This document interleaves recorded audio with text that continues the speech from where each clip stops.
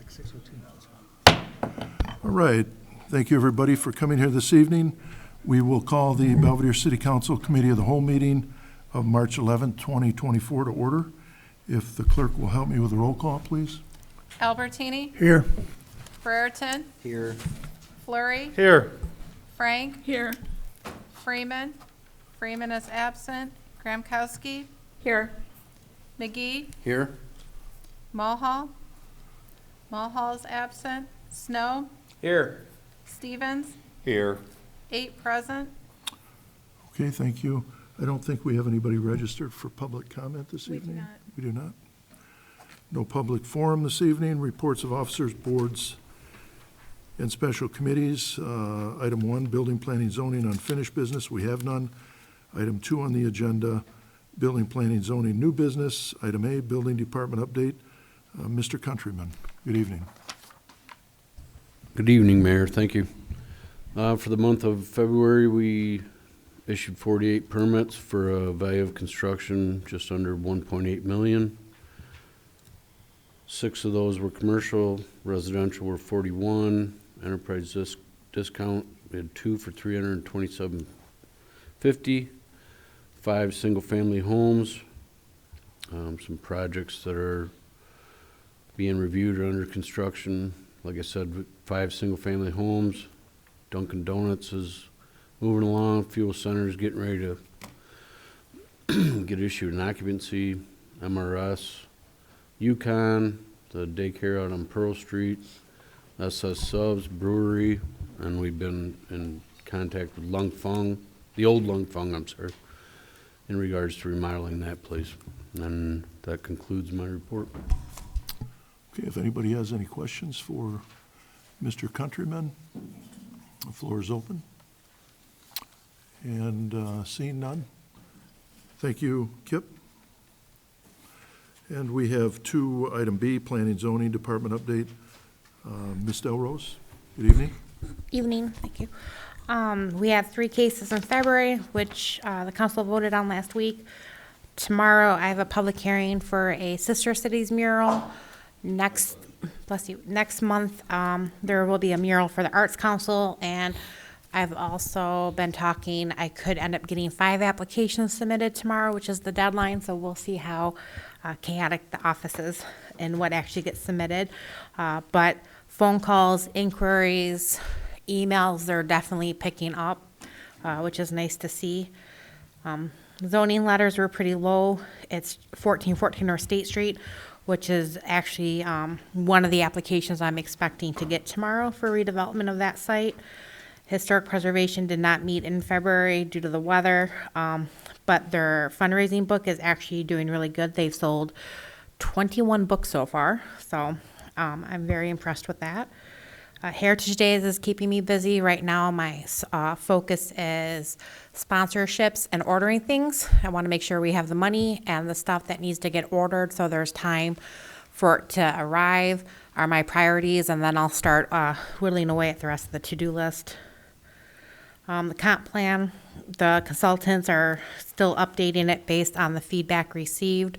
I'm hoping to have a conference call with them this week and a review of the revisions in order to put it on the agenda for the April Plan Commission meeting for public hearing. Then it would ultimately go to council. That is it for February. Okay. Any questions for Ms. Delrose regarding any of that information? All right, thank you, Gina. Moving on to the next page, item C, resolution directing the planning department to publish the zoning map of the city of Belvedere. Ms. Delrose, I know that that's something that we do regularly, but you may want to comment on that. Correct. So municipalities by state law have to publish their zoning map every year, preferably in March. So it's probably just a carryover from back in the day when you didn't have online mapping and websites. You had to have the most recent version printed and on display somewhere. So this is just approving this year's version of the map. The only thing different from last year is the rezoning of the 80 acres on the northwest corner of Irene and 20 that MRS is developing. That is one of the special uses that you voted on last week. Motion by Alderman Snow and a second by Alderwoman Mulhall. Thank you. Any questions or comments on motion to pass Resolution 2024-4? That being a resolution directing the Planning Department to publish the zoning map of the city of Belvedere. If there's any questions, now would be the time. Okay, hearing none, we have the motion on the floor. All those in favor of the motion, please say aye. Aye. And if there's any opposed? Okay, motion passed, thank you. Okay, thank you, Gina. Item 3, Public Works unfinished business, we have none. Item 4, Public Works new business, item A. Public Works Department update, Mr. Anderson. Thank you, Your Honor. At your desk tonight is the map for the 2024 branch pickup program. It will begin in the northwest quadrant of the city on April 1st and proceed northeast quadrant on the next week, April 8th, southeast on April 15th, and finish up on the southwest side on April 22nd. That'll be posted, put on the city's website, and there'll be a notice placed in the shopper as well. And that's all I have. Okay. Thank you, Brent. Any questions or comments about the branch pickup program? Okay. Item 4B, backflow program, the compliance engine, Mr. Anderson. Thanks again, Your Honor. Memo in your packet on our backflow program. Community public water supplies are required by state regulations to maintain active cross-connection control programs to protect the safety of water consumers. Many of these cross-connections require an approved backflow prevention device to ensure the safety of the public water supply system. Per the Illinois Plumbing Codes and the IEPA regulations, these backflow preventers must be tested annually. Currently, we have a total of 1,004 backflow devices to track. We have to manually check our data to mail both renewal and late notices, as well as enter the received results. With the current workload of the water department, this task is difficult to manage effectively in order to achieve 100% compliance.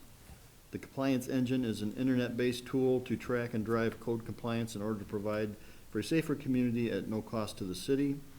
The Belvedere Fire Department currently uses the compliance engine for their fire protection system inspection notifications and reporting.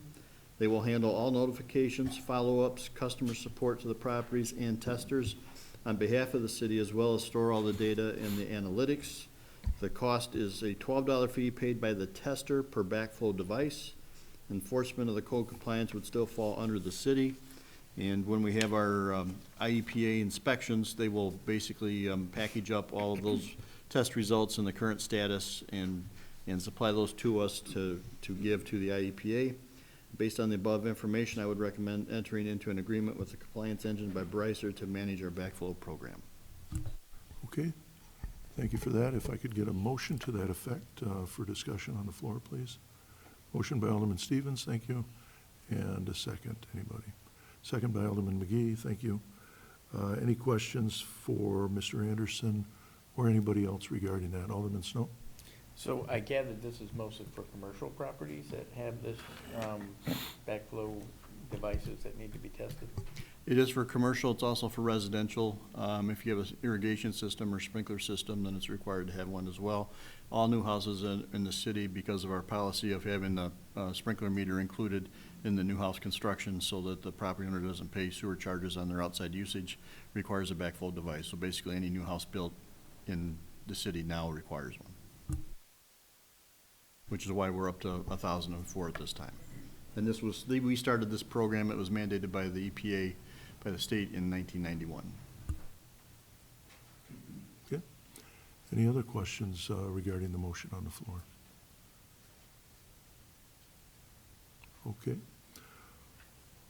All those in favor of the motion to recommend entering an agreement with the compliance engine by Brycer to manage our backflow program, please signify by saying aye.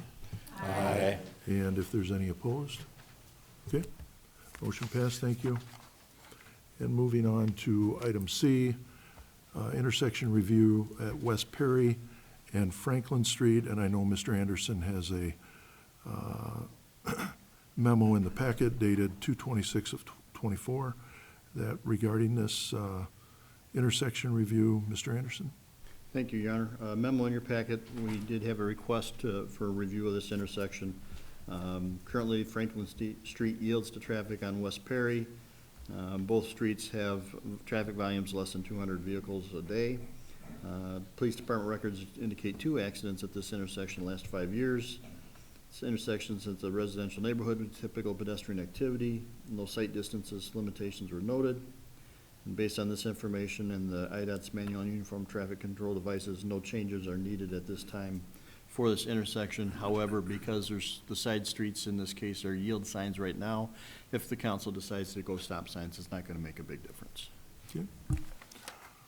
All right, pleasure of the council. Alderman Snow? I'll make a motion to put the stop sign. Put two-way stop signs on Perry? West Perry? Franklin. Franklin. Franklin yields, yes. To replace the yield signs with two-way stop signs? Okay. Motion by Alderman Snow, second by Alderman Mohawk. Alderman Snow? And I guess part of the issue is I got a phone call, not for this particular one, but I imagine it was the same person, maybe. The concern possibly would be that it is down the street from the school, and it might be in the kids' best interest for safety reasons. Okay. Any other comments? Any other questions? We have a motion on the floor then. If there's any other questions, any comments, now's the time. Okay. Hearing none, all those in favor of the motion then to install on Franklin Street stop signs, which would make that a two-way stop intersection at the intersection at West Perry Street and Franklin. All those in favor, please say aye. Aye. And if there's any opposed? Okay, motion passed, thank you. And Mr. Anderson also has a memo in the packet dated 2/26, another one, 2/26/24. That being an intersection review just a little bit further west at the intersection of West Perry Street and King Street. And Mr. Anderson? Thank you, Your Honor.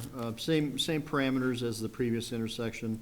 West Perry yields to traffic on King Street. Both streets, again, have ADT of less than 200. Police department records indicate 1 accident at this intersection in the last 5 years. Based on the above information, and again, on the MUTCD, there's no changes that are needed at this intersection. However, if council would like to put in stop signs to replace the yield signs, that would be acceptable. Okay. So moved. Okay, motion to replace the yield signs at the intersection of West Perry Street and King Street. Is that correct? Yeah. Okay. And is there a second? Second by Alderwoman Mohawk. Motion by Alderman Snow. Any other discussion on the motion on the floor? Alderman Snow, up first. I didn't see you. She can go ahead. Alderwoman Mohawk. Thank you. Just to clarify, both of these requests, these are 2 different people that reached out to me. Concerning this King Street, I don't think there's nearly as much traffic because it's not as close to Perry School, I guess. Maybe they're about the same distance, but the person that contacted me had great concerns because she kept seeing actually school buses of all vehicles like really barreling through there, and she did reach out to the school's transportation department and kind of exhausted that resource, so that's how she ended up calling me and speaking to me about this. So Okay, thank you. Any other comments? Alderman Snow, did you have a comment? No? All right, if there is nothing else, we have that motion on the floor.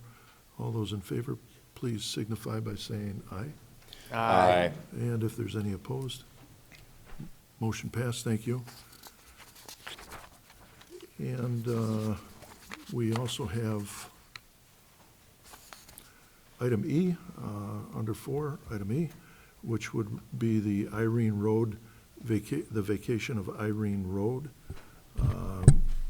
In your packet, dated 2/20 of '24 from City Attorney Drella, is a memo. And this essentially is what's left over after that intersection has been reconfigured, but I think it stands for itself, the memo. But City Attorney, do you have any comment? It's just actually part of the annexation agreement the council previously authorized. The part of Irene Road that was reconfigured is no longer being used, would be vacated with, it's actually an easement because it was a township road. So the one half of the easement abutting the property to the west would go to that property owner. The one half of the easement abutting the property owned by Scanell Industries would be vacated there for their use. Okay. So with that being said, the recommended motion would be to adopt an ordinance vacating an abandoned portion of Irene Road. If I could have a motion to that I'll effect. make that motion. Motion by Alderwoman Frank, second by Alderman Snow. Thank you. Any questions, any comments? Alderman Snow? So out of curiosity, is this still paved, or Nope. or we don't have to do anything with They that? tore it as up. far as- No, it's all torn and put back That to is, its it natural has state. been removed and planted, and it is now soil. Alderman Albertini? Thank you, Mayor. This property doesn't have any beneficial use, particularly to either owner, for anything useful. It's just extra land for them, correct? I mean, They will, There's nothing significant about owning it if you don't. They actually already own it yeah. because it was a prescriptive easement for highway purposes. right, so with that easement though being vacated now, they'll be able to utilize that property where they couldn't before, that 33 feet. So for setbacks or building setbacks, they'll be able to capitalize on that. Okay, thank you. The only reason we had it was because that was where the road went initially, so it doesn't serve a purpose now. Thank you. If there's any other questions or comments? Hearing none. All those in favor of the motion, please signify by saying aye. Aye. And if there's any opposed, motion passed. Thank you. And we have, under 5 other, we have waste hauling proposals in your packet. There's a memo from the city attorney dated March 7th, 2024, regarding those proposals. And also, they list the proposals in there. You see a contract as well regarding what is expected of the contract. Probably most importantly, I don't think we have all of the, probably the amounts that individuals pay with their hauler that they have. In there, though, it does show that this would be a 5-year contract, and it does show, by comparison, what it would amount to from each of the ones that bid, and by comparison of what we believe to be accurate, at least of what we know, to what residents pay now. When I had brought this, when I had ran for office, I'd originally was going to bring this forward because I thought we really don't know what we pay and whether or not we are overpaying. However, since we've had a, 21% CPI index, that along with everything else in the city and the state and in the country has went up, that being no differently.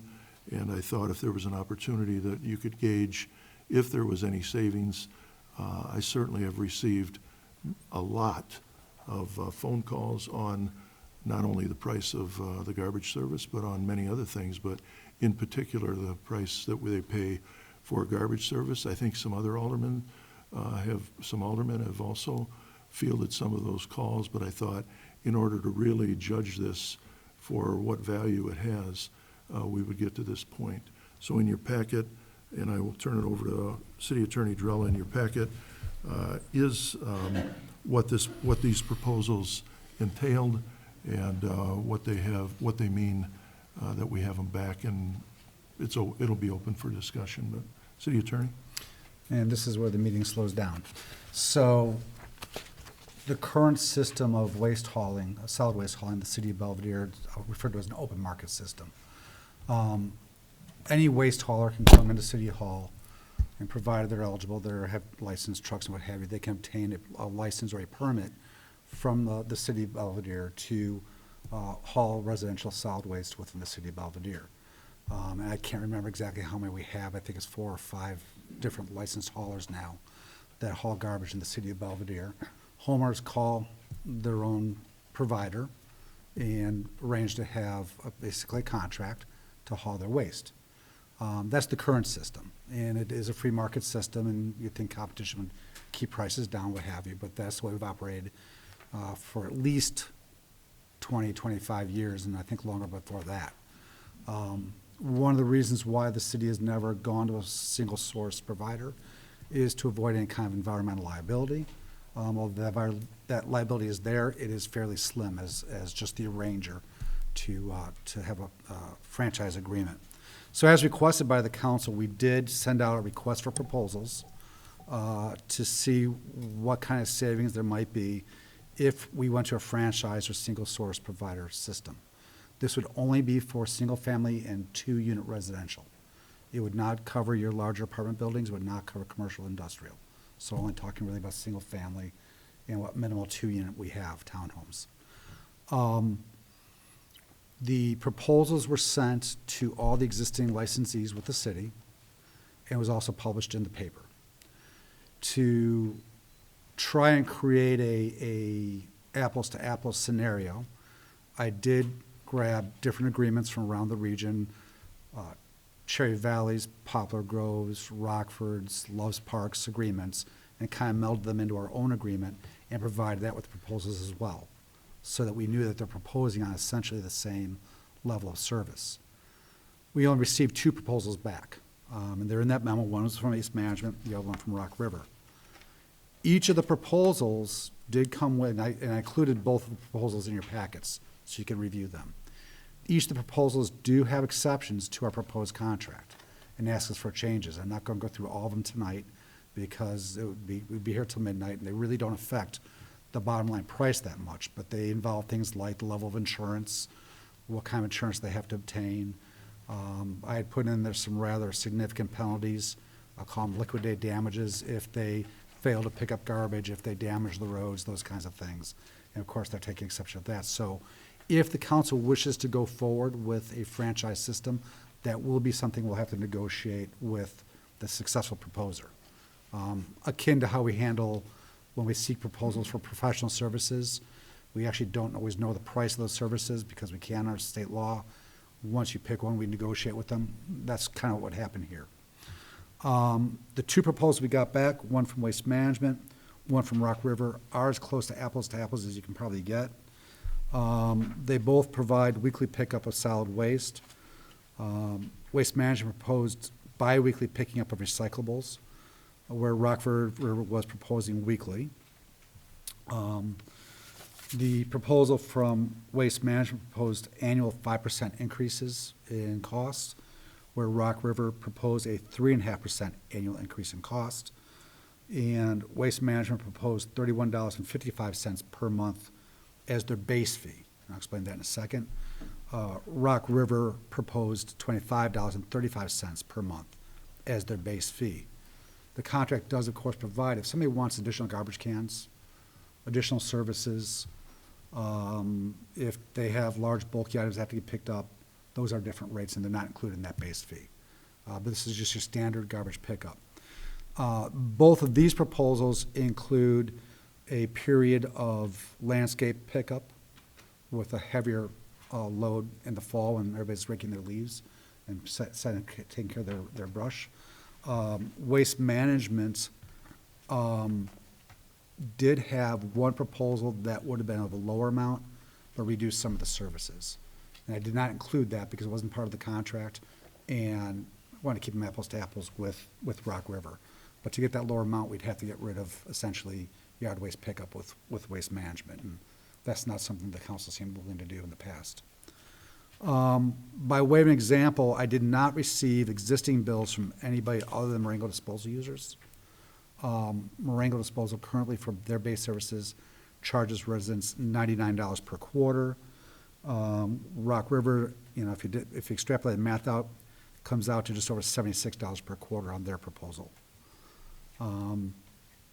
I do have some proposed, if the council wishes to go forward with this, I do have recommended motions in the packet, but I guess now would probably be a good time to stop and I can try and answer any questions. I believe there's representatives from at least one, if not both, haulers present also if you wanted to ask questions. Okay.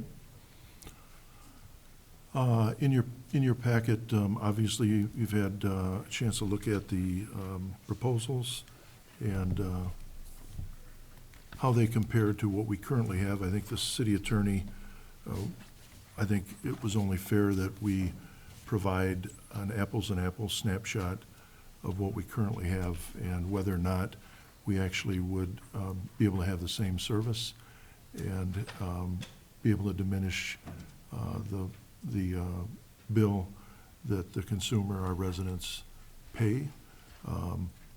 And that amount is probably around $100 a year, $25 a quarter. And so that is what came out of it. Historically speaking, I know that years ago, the city council had entertained doing the same thing. They were never able to get, I don't think they ever got, because of the council at that time, they never got past the starting point. They were able to never get proposals for comparisons, and I didn't think that was right. I think in order to really make a comparison, you have to be able to go out and get something to present to the council. So that's what you have in front of you here this evening, and if there's any questions, the floor is open. Yeah, Mayor, before you do that, I did leave one part out also in the package. Should have been copies of proposed code changes that would have to be adopted as part of a second ordinance. Those would be necessary to effectuate awarding a single franchise. In other words, eliminating the current licensing scheme for residential solid waste hauling, because only one person, one entity could perform it then. And that would create penalties for any entity that tried to solicit residential pickup without a franchise. So that's also in your packets. Yeah. The purpose of the franchise is that there's cost savings in bulk, just like if you go and buy bulk at any, you would go to Costco or Sam's Club and you would buy bulk products. It's no different. Essentially, you have a number of potential benefactors in the city, but without all of them, then it probably doesn't realize any benefit. So that is the purpose behind it. Alderman Albertini, did you have your hand up? Yes, thank you, Mayor. Have we had a significant amount of people who call and complain about the rates at this time about their garbage? We've had complaints that they're too high? Oh, yes. As a matter of fact, I think, I don't know how many email submissions I've received, not counting phone calls, but, I think they look at, as I had said before, I think they look at inflation has carried things away with groceries, with fuel, with, a lot of things that the consumers, they have to go out and purchase. And I think garbage, they look at it, they feel that, and they know what they pay and what they paid 3 years ago regarding their bill, and they know it has went up significantly. The purpose, when I receive these calls and when I receive these submissions, I call everybody back and I talk to them and I ask them, and a lot of them are individuals. We're all on fixed incomes, I guess. They're on individuals that happen to be seniors, they're on fixed incomes, and they feel that that has went up, according to what the inflation has went up, and if there was a way to bring it down, that was their concern. So, yes, in answer to your question, yeah. Thank you. You're welcome. Alderwoman Mulhall. Thank you, Your Honor. Attorney Drell, I apologize if you have already stated the couple questions I'm going to ask. First of all, was this an open bid process and just no one else put in bids besides Waste Management and Rock River? That's correct. Thank you. And am I correct in reading that Waste Management will only pick up recyclables every other week? That was what they proposed.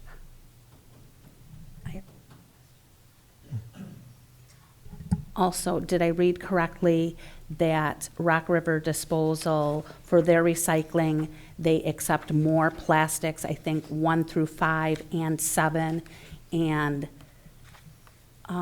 Waste Management was maybe only a couple of those? I'll have to trust that you read it correctly, because you're All getting right, way then. deeper than I probably cared to as far as what types of plastics they Okay. take.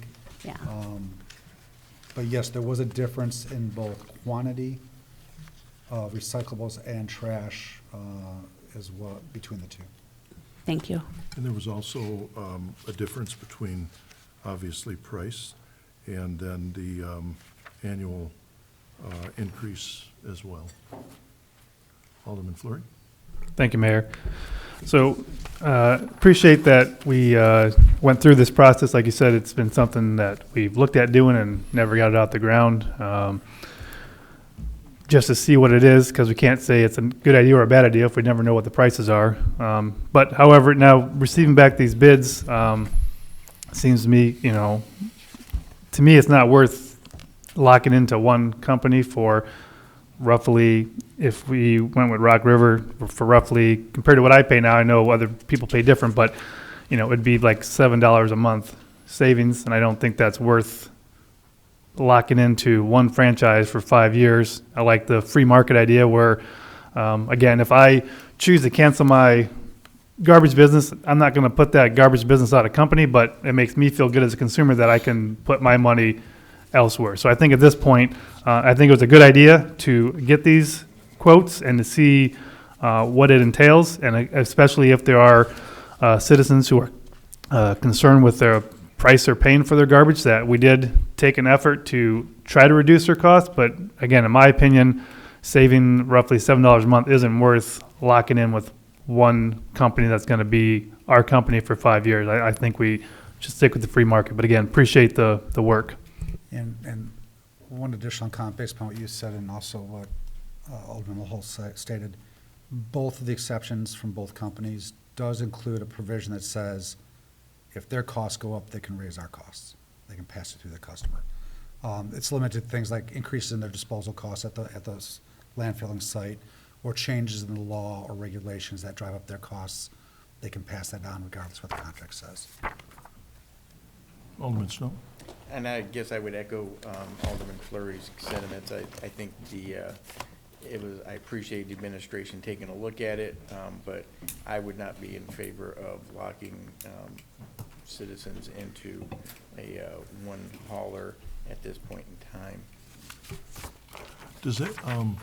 Does anybody else have any input regarding the costs that they may pay here that's different? Or if they have a different hauler or whatever they may pay monthly? Alderwoman Gramkowski? Thank you, Mayor. So our total bill with Waste Management is $122.29 per quarter. That includes $98.58 for the tote, $15.21 for the energy surcharge, and an $8.50 admin fee. I couldn't find what the surcharge and administration fees are going to be with Rock River, so I would be curious about that. Also, let's see, it looks like Rock River charges $4 more per quarter, but it includes yard waste. Rock River has a senior discount of $9 per quarter, where Waste Management doesn't. And that's what that's what I came up with when I read through the documentation. And you said that was 122, is that what you said? $122.29, so it would be just a little less than $50 a month savings if we decided to go to Rock River for my home. Okay, thank you. Alderman McGee? Yeah, thank you, Mayor. I just got a question. With Ringo Disposal being owned by the same parent corporation as Rock River Disposal, would those trucks, Ringo Disposal, still be picking up if Rock River Disposal was awarded this contract? Don't know. We have a gentleman here that could probably answer that question, sir. Would Why you don't you come come up on here, up, please? Just come up and state your name, and thank you. And we have somebody here from Waste. From Waste Management as Waste well, Management. correct? Are you from Waste Management, or? Yeah, okay. Okay, sir? Good evening, Josh Molnar with Rock River. I appreciate the questions. Under this proposal, everything would be serviced under Rock River trucks. So Marengo Disposal, which is a separate district or division, would not be servicing the area anymore. It'd be out of Rock River, out of Rockford, so. And then to answer another question, our rate includes all fees. There's no additional fees above and beyond. Any other questions? Josh? All right. Oh, Alderman Stevens? So in other words, we'd all get new bins that said Rock River. Correct. Yeah, new bins, new trucks. The big thing I see positive going to one is I've got 4 different companies that run past my house every week, minimum 4. This would be once. Correct. We'd have a schedule Monday through Friday, but we'd pass through every home once per week, so trash, recycle, and yard waste. Yeah. Any other questions, gentlemen here? All right, thank you, sir. Appreciate it. Appreciate it. Do you want to get, Yeah, sir? I don't know if you would like to come up and, if you had anything to say or wanted to add anything, introduce yourself, you're certainly welcome. Good evening.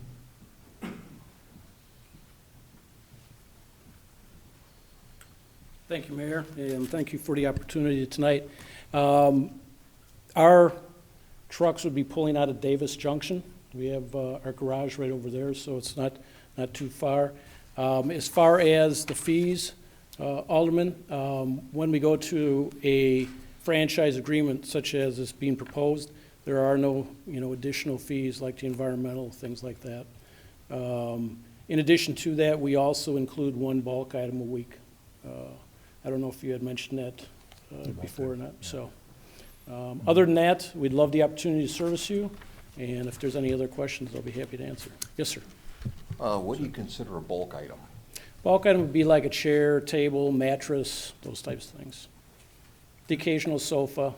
No pianos. If you have a piano, we'd ask you to give us a call. I did learn, I think it was your proposal that said, don't take mattresses, but you have to wrap them in plastic first. Exactly. I never Yeah, knew I think most haulers, and Josh can confirm, the reason we do that is for 2 reasons. One, you put it out at night, say it rains, especially a queen or a king-size mattress, they get heavy. The other thing, too, is for the safety of our drivers, as far as any, bed bugs or anything like that. Sure. So. All right, Alderwoman Mohawk? Thank you, Your Honor. I'm curious if you can give us a ballpark idea of how much it would cost if we were to have recyclables picked up every week, because bi-weekly is really tough for my family anyway. Well, that's good. You're a good recycler. I could get that for you, just not tonight. Sure. Okay. Now, your Alderman recycle Stevens. bin is the same, one of them is the same size as the garbage bin, the 96? Yeah, we give a 96. Okay. If someone didn't want a 96, of course, that's something that we could do, but that's why when you go every other week, we give the larger size so you have that Yeah. capacity. Yeah, because Well, you can get an additional cart if you'd like to. Yeah, because so. currently, I have with MDC, I have the big 96, and the recycle is quite a bit smaller. Yeah, it just depends on the hauler, what they want to put out for you. So, but yeah, ours would be 96, but again, if you didn't want that large of a thing for your recycling, you can get a smaller cart. Or you can rent an additional cart in your case. So, Okay. yes. Alderwoman Frank? Thank you. Do you have to call ahead if you have a bulky item? With my No. other company, we had to call ahead so they would know to have help to lift things. No. No? Your traditional, like I said, a chair, a table, a mattress, we can manage it. We always say as long as, one person can reasonably manage it, we'll be able to pick it up. We do ask you to call, though, if it is something that requires 2 people to manage so we can schedule and get a truck out there, different type of truck. Yep. Alderman Fleury? Thank you, Mayor. This would be for both companies, but currently with my current company, I do have a big bin for recycling, but if that overflows, I do have some old green bins that I can go out with it. Is that how it works too? So if I had my own bin, you would still pick that up? We preferred a cart just because it's easier for our equipment to use, but we're not going to, not empty one of your containers. We just ask that it has handles and it's labeled recycle, so our garbage guy would not pick it up, so. Sir, those questions that were asked, you may want to answer those as well. Those are good questions, if you don't mind. Yeah, so bulk items is pretty much the same answer in terms of size, weight. Usually once we get to the contract, we kind of further define those. So prior to, we'll send out a brochure that outlines all those. So every resident knows the options they're going to have, what can be collected, what can't, recyclables, do's and don'ts. On the recycle side, we take, in addition to a full cart, we take unlimited recyclables. We just ask they be properly prepared, as Vaughn was discussing. So that's something we like to outline in the brochure or a joint letter with the city ahead of a transition. Okay, Thank you. Yep. thank you. Is there any questions for both these gentlemen or either one of them? Alderwoman Gramkowski? Thank you, Mayor. So for waste management, you don't offer a senior citizen discount? We have a lot of seniors in this community. That wasn't in our proposal. I don't know if that was particularly asked in the RFP, but, so we do it in other communities, but it was not asked, so we did not include that in. So typically, we do if a senior, wants a smaller cart, like I said earlier, that's something that we can do. By the way, I don't know if I introduced myself before. Again, my name is Vaughn Kirschner with Waste Management, so. Okay, thank you, Mr. Kirshner. Alderwoman Frank? Thank you, Mayor. You just reminded me of something about the seniors. Some seniors used to be able to buy little, I don't know, tape, colored tape or something they put on a bag. Do you do that? You offer it to seniors that don't have a lot of garbage? I think you may be referring to like stickers.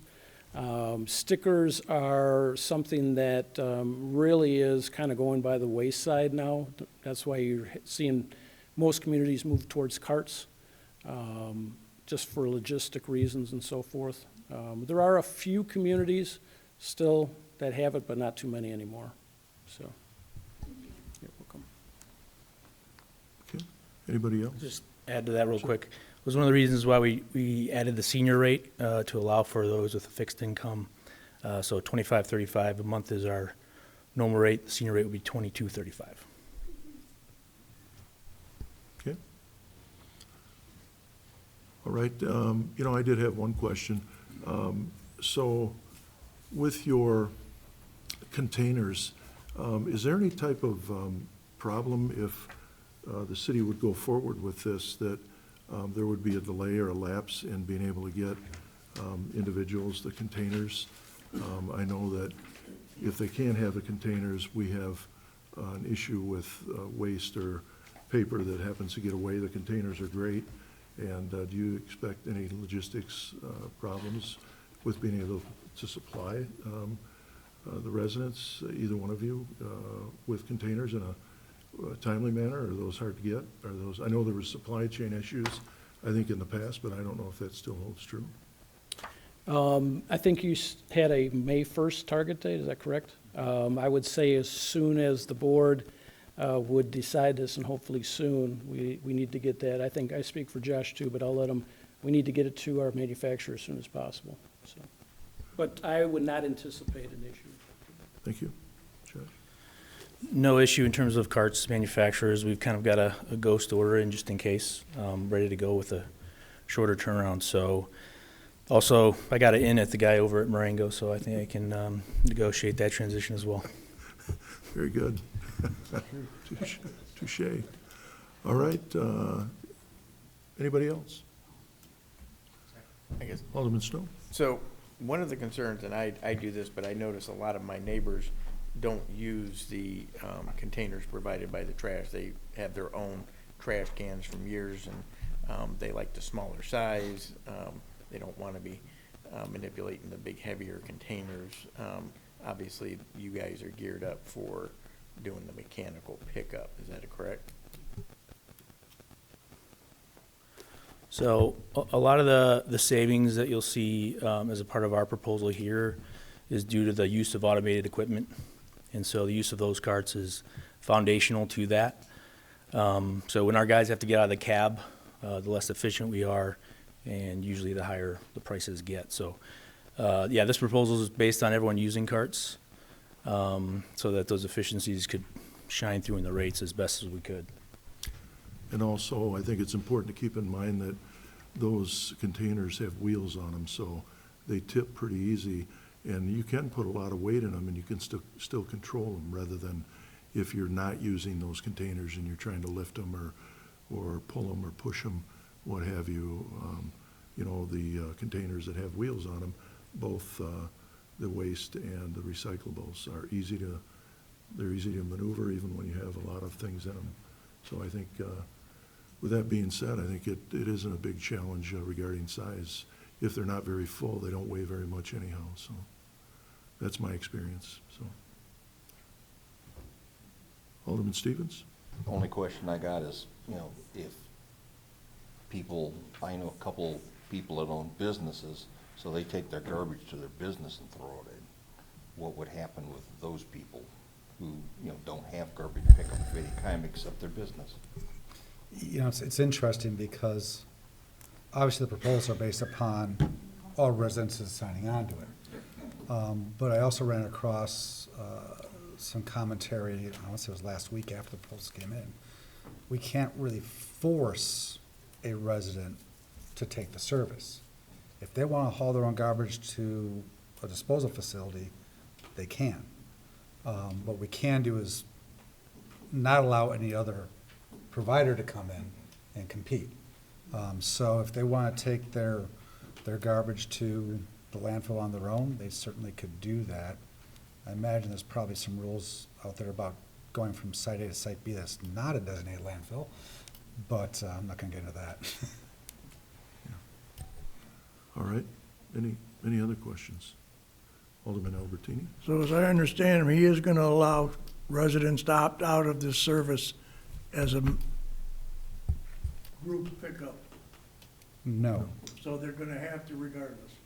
Well, if they want garbage service, they have to have one of whoever the successful franchisee. But if they don't want to be in this, they can opt out if they don't want garbage service? Well, then they're gonna get a lot of tickets for garbage accumulating, but. Well, I mean, if they're taking it somewhere else, you know, to their business or whatever. Well, I don't. Shouldn't be doing that. Yeah, and I don't know how many people actually do that. I mean, if they would do it currently, if they're paying less for it, there may be an inclination for less people to do that. If there is a savings, and if, let's say it's about money, then if you're paying less, and in the case where Alderwoman Graham-Kowski pointed out, it's $50, it's probably a little bit more than that if you take in a senior price, the senior price that the gentleman had talked about. So it would be a little bit more savings than that. But, you know, I don't know how many people that may do that now.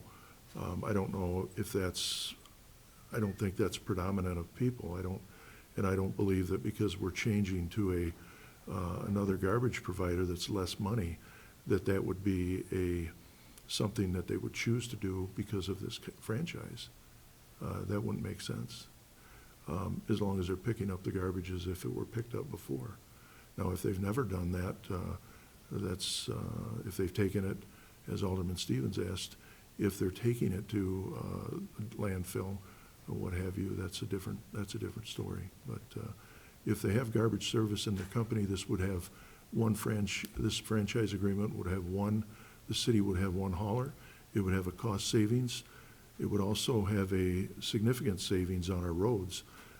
If you have 3, 4, or 5 trucks that go up the same road on a different day, you got them collected on Monday, and on Monday you've got the other hauler coming down the same street, or they're coming down on Tuesday. It obviously costs the taxpayers a tremendous amount of money, and Mr. Anderson knows it better than I do, but our roads, whenever you have these, running on, which is redundant, it's actually redundancy of service. When you have them running down the road, on the same day, maybe within the same hour, I don't know if that makes sense. I don't think it's prudent regarding us being able to keep our streets, getting the most mileage out of our streets anyhow. And that was one of the reasons why I had some of the complaints that I had. I thought, well, you know what, we should probably kind of weigh it out as to what the benefits are. If it's financially beneficial to the consumer, that's one thing. But if it's also beneficial to the consumer that you don't have a redundancy of a truck driving over and tearing up the streets needlessly, and I've heard people say, well, I love my garbage man or I love my garbage provider, and that's all fine and well, but it's not about one individual, it's about every individual and whether or not they would have, they would enjoy or see a savings, and they would also, potentially, they may like their garbage provider for less money just as well. I don't have a relationship with my garbage man, and I know he does a great job. A lot of times I don't see him, but they do pick up the garbage, and I think that's the most important thing, is they remove refuse, and if they can do that, and we can see a savings on not having our roads or our streets have to fix them as often or have them damaged, then I guess that's another consideration for the council I would ask them to make. And seeing Alderman Albertini made me think of something. This franchise does not necessarily cover the mobile home parks because they have their own contracts with their own waste haulers. Those are private roads. They were not included in the counts that we provided to the proposers because that was based on water bills. So, okay. Anybody else? Any questions for the gentleman up here? Mayor, if I may? Yes, sir. Yes. I just wanted to point out, I know the city attorney had mentioned that we had put in an alternate proposal that was based on no yard waste service. And the reason we did that is just based on the level of participation with our subscription customers now. So that's why we did that, because it's very low. So, again, I just wanted to share that with you. Okay. All right. Any other questions regarding that or anything else that we may not have covered? All right. Well, thank you, gentlemen. I appreciate you taking the time to come here this evening. Thank you. All right.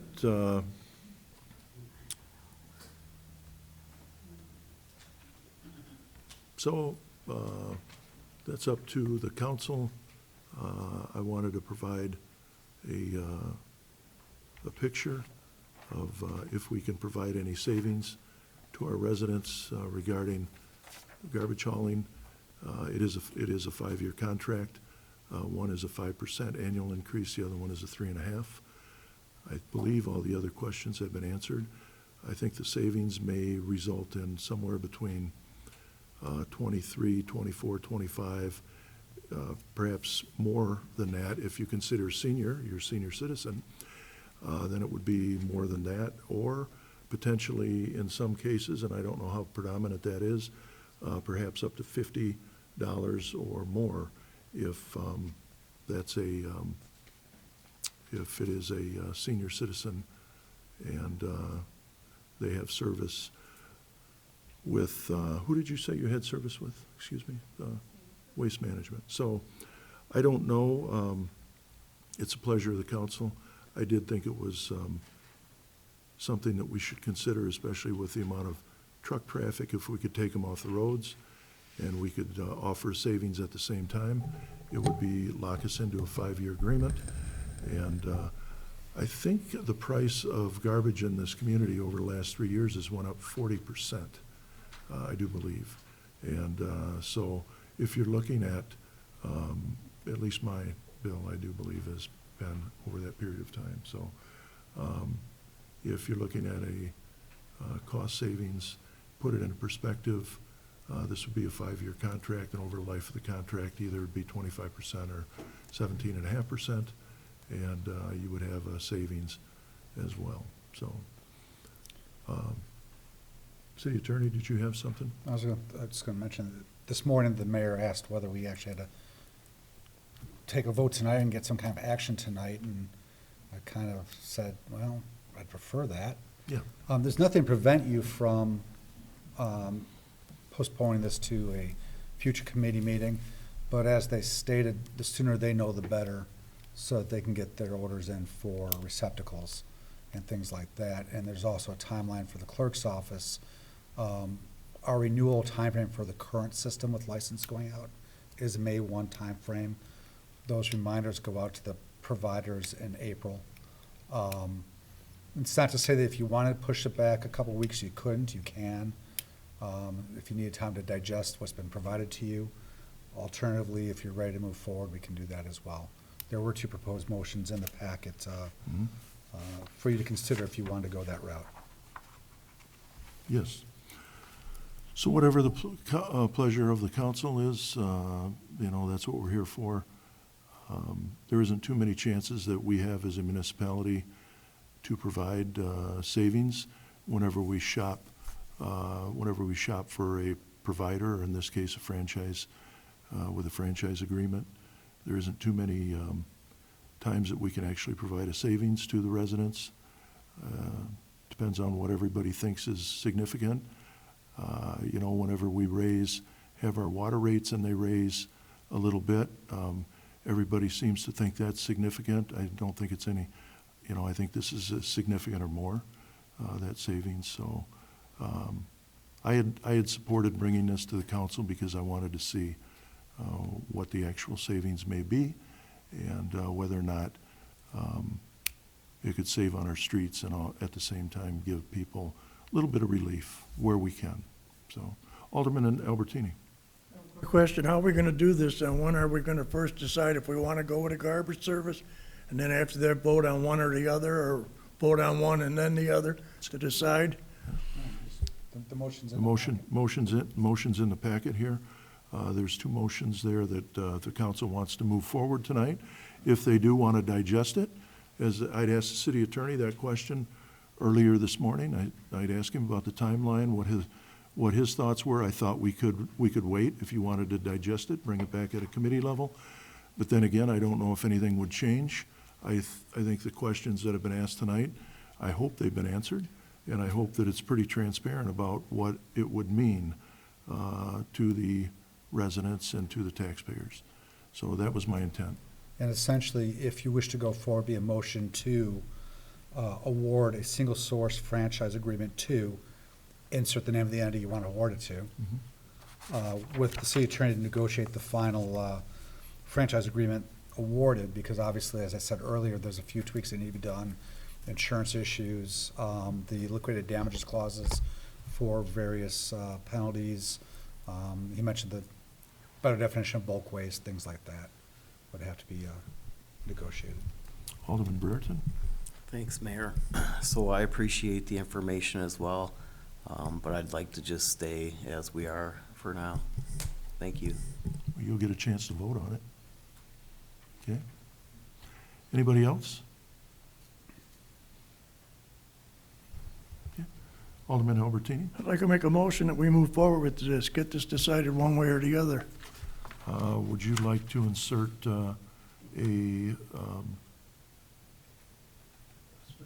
provider name? Yes, at this point, I'd like to go with Rock River Disposal. So is the motion then to forward City Council the award of a single source franchise agreement to Rock River Disposal, with the city attorney to negotiate the final franchise agreement awarded, and the award will be result in a resolution awarding the franchise and authorizing the mayor to execute the agreement? How does so? Okay, thank you. Thank you for that. There's a motion and a second on the floor. Any discussion on the motion and second that's on Can the we floor? get a roll call? Yeah, sure. Any other comments? Any other questions? Alderwoman Frank? It's too late now, but I was gonna ask for some more time, since we just got our packets on Friday, to go through some of this a little bit more. I mean, it's a quick decision here. So is that a motion to postpone? There's already a motion. Is that a motion to postpone? A motion to table? I would want it to say to the next committee meeting, so that we don't continue to drag this out, because there are going to be some things that are going to make this a lot easier, the transition. there will be some things that are going to make it easier. That time will make it easier if we're timely. So, yeah. That would be helpful. Sure. Okay, we have a motion then to table to the next committee meeting in 2 weeks. Is there a second? Second by Alderwoman Graham-Kowski. All right, any other questions about that? Motion to table. We asked for a roll call vote. Let's go ahead and make it a roll call vote on the motion to table. Albertini? Nay. Brereton? No. Flurry? Nay. Frank? Aye. Gramkowski? Aye. McGee? Nay. Mulhall? Aye. Snow? No. Stevens? No. 3 in favor. Motion fails. So we have a motion on the floor. Then, as the city attorney had read, and that's the original motion. Is there any other discussion or debate on that motion? Alderman McGee. Yeah, I just got a comment that I'd just like to make. It's going through my mind. I mean, if I'm using Alderman Fleury's math, it's $7 a month, and then you're saving $3 more per month for seniors. I think that $10 is quite a savings for a senior that is on a fixed budget. And that's the only thing I got to say as far as comment goes. Okay. Well, I do know this. I do know that with inflation and with inflation affecting everything from, as I had said, groceries to fuel to you name it, if you buy it, we're paying more than we were 3 years ago, I'll guarantee it. And the CPI index is up 21.3%, I think, was the last CPI index that I had heard. So, you know, I think it's something that was worth bringing to the council for your consideration, and I appreciate it. So, if there's no other debate, we have a motion and a second on the floor then. All those in favor, we'll do a roll call vote on this as well. All those in favor, well, when their name is called, answer aye. Any opposed, nay. As the clerk calls the roll, please. Brereton? No. Flurry? No. Frank? Aye. Gramkowski? Aye. McGee? Aye. Mulhall? No. Snow? No. Stevens? Aye. Albertini? Aye. 5 in favor. We got 4 here, we need 6 for, or no, we just need a motion. Yeah, it's voice. Yeah. Motion passed. Motion passed. We have 5 out of 9. And, Mr. Mayor, the second motion on my memo is a motion to forward to City Council in ordinance form an amendment to Article 2 of Chapter 94 of the City of Belvedere Municipal Code to effectuate single-source franchising for solid waste collection as presented. And in your packets were the proposed changes to the code. The only way we can effectuate the motion that just passed is to adopt this ordinance, Okay. to make it financially worthwhile for the entities to do it. Okay.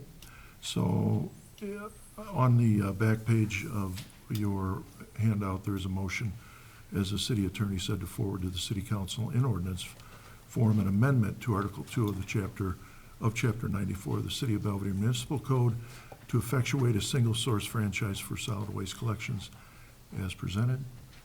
And if we could have... And that was in your packets. If you have questions, I'm happy to answer it. Do you have it? Does everybody have it, the memo?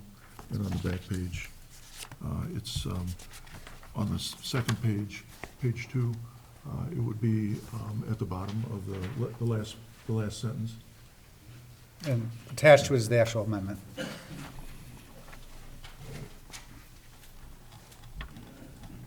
Got it? Yeah. Okay. Or I can give you mine if you want. Okay, all right. You're welcome. All right. Where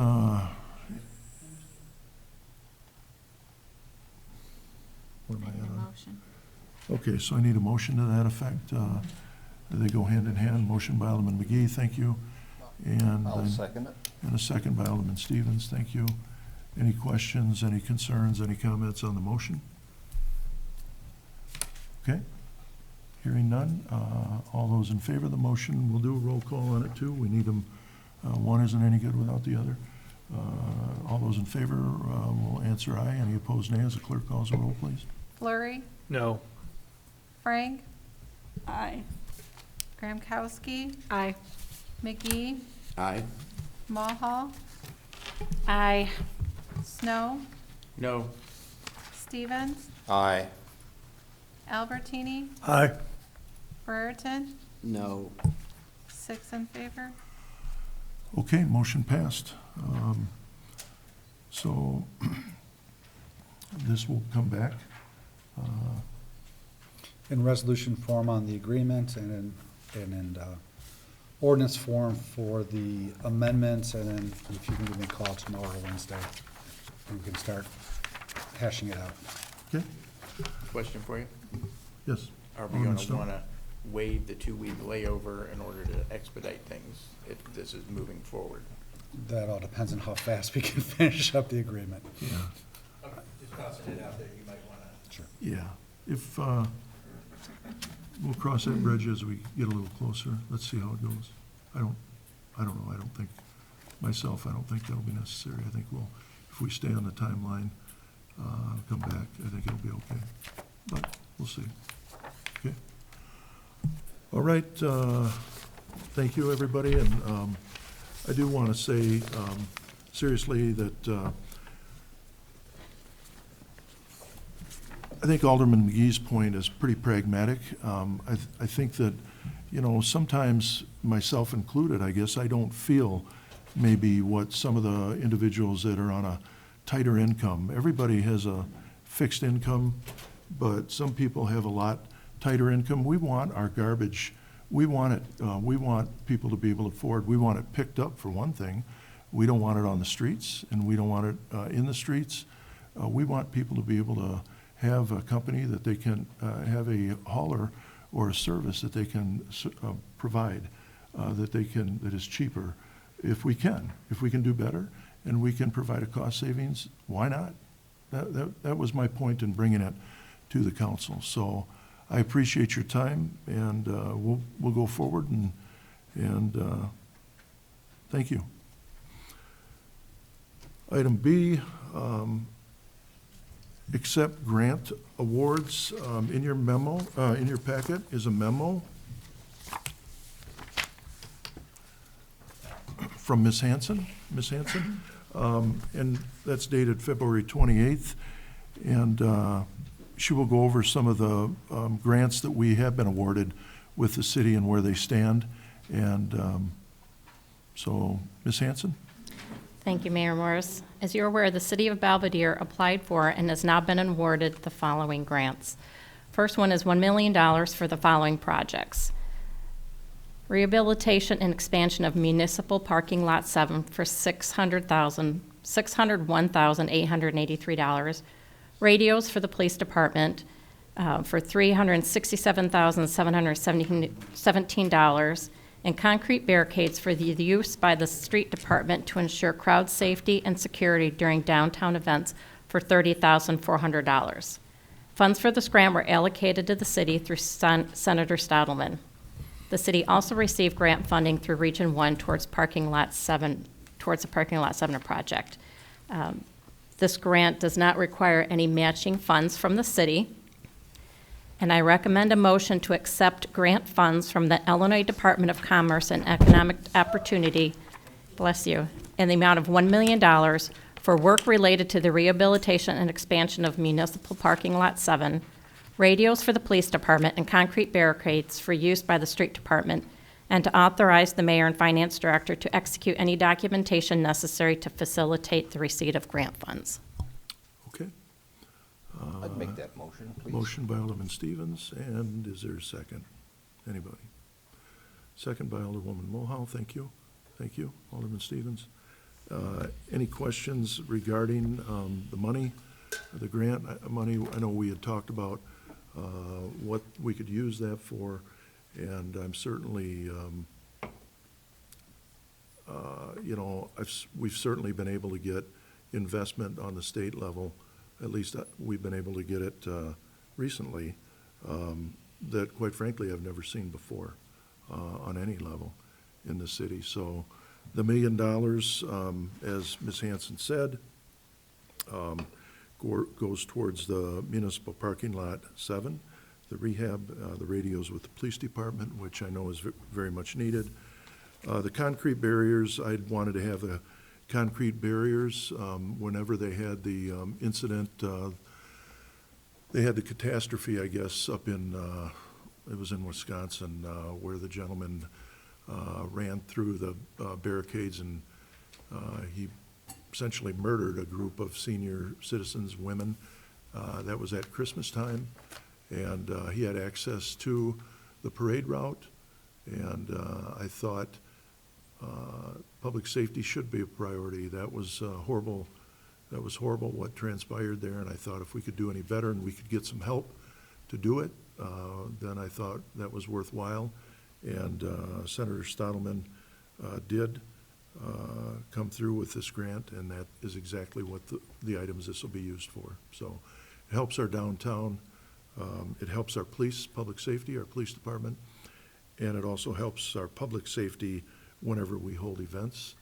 And I thought those were all worthwhile. And so anyhow, we have that motion on the floor. And is there any questions that we can answer? Alderman Brereton? Thanks again, Mayor. So just the reason I'm voting no on this one is because I don't want anything to do with parking lot number 7, so just in advance. Okay. Thank you. Okay. All right. Anybody else? Alderwoman Frank? So we're just voting on these 3. That's, the motion is on the second page of the memo. So It currently is- just the first, it is the first grant, we'll go through the other 2 after. It's the first recommended motion. Yeah, we'll go through the other ones. So yes, it's the motion, the first one, correct. Any other questions, any other comments we might be able to answer, if anybody has any? Which lot's number 7? Lots number 7 is Lincoln and State, North, yeah. Yep, Lincoln and North State. That lot will be, Mr. Anderson, you might have to help me out here, but I know we're gonna make improvements to that lot, which are needed. Also with the paving, I think we're also gonna have river access there and a small pavilion at that location, and anything else I may have missed. Yeah, this project also includes an ITEP grant for a portion of the cost for the overlook, the Kishwaukee Overlook, and that will include access to the riverfront from the parking lot. It'll have a canoe launch, it'll have a boat dock, it'll include a changeable message sign in the parking lot as well. Off of State, it'll reorientate the parking area on State, provide a landscape area in front of what is proposed to be additional murals next to the baseball mural along that building. It will include, I believe, 4 electric charging stations in the parking lot. It'll include full improvements, rehabilitation of the existing parking lot, and the purchase of the former Belvedere Motors property that the city acquired when we sold the parking lot next to the community building to the community building. Okay. All right, thank you, Mr. Anderson. Any other questions, any comments? All right, we have a motion on the floor then. All those if there's no other comments, all those in favor, please signify by saying aye. Aye. And any opposed? No. Okay, motion passed, thank you. And Ms. Hanson? Thank you again. Second grant is also for $1 million to be used by Midwest Refrigerated Services towards the racking system in the facility currently under construction on Irene Road. The securing of these funds significantly impacted Midwest's selection of Belvedere over Beloit, Wisconsin for its next growth opportunity. Again, there are no matching funds required on this grant. and I recommend a motion to accept grant funds from the Illinois Department of Commerce and Economic Opportunity in the amount of $1 million to be used by Midwest Refrigerated Services towards the racking system in the facility currently under construction on Irene Road, and to authorize the mayor and finance director to execute any documentation necessary to facilitate the receipt of the grant funds, including but not limited to a participation agreement between the city and Midwest Refrigerated Services LLC. Okay. Thank you, Ms. Hanson. Alderwoman Mohal? Motion by Alderwoman Mohal and a second by Alderwoman Gramkowski. Thank you. Any comments, any questions? Alderman Snow? So this grant, wasn't this supposed to be part of one of the grants that was supposed to be for the economic welfare for the citizens of Belvedere? And a racking system doesn't seem like it plays into that? Or what, am I mixing No. two different grant You're systems? confusing two up? different grants. Okay. No, this was for competing, this was for the city of Belvedere to be able to compete with another state in this circumstance, it was Beloit, Wisconsin.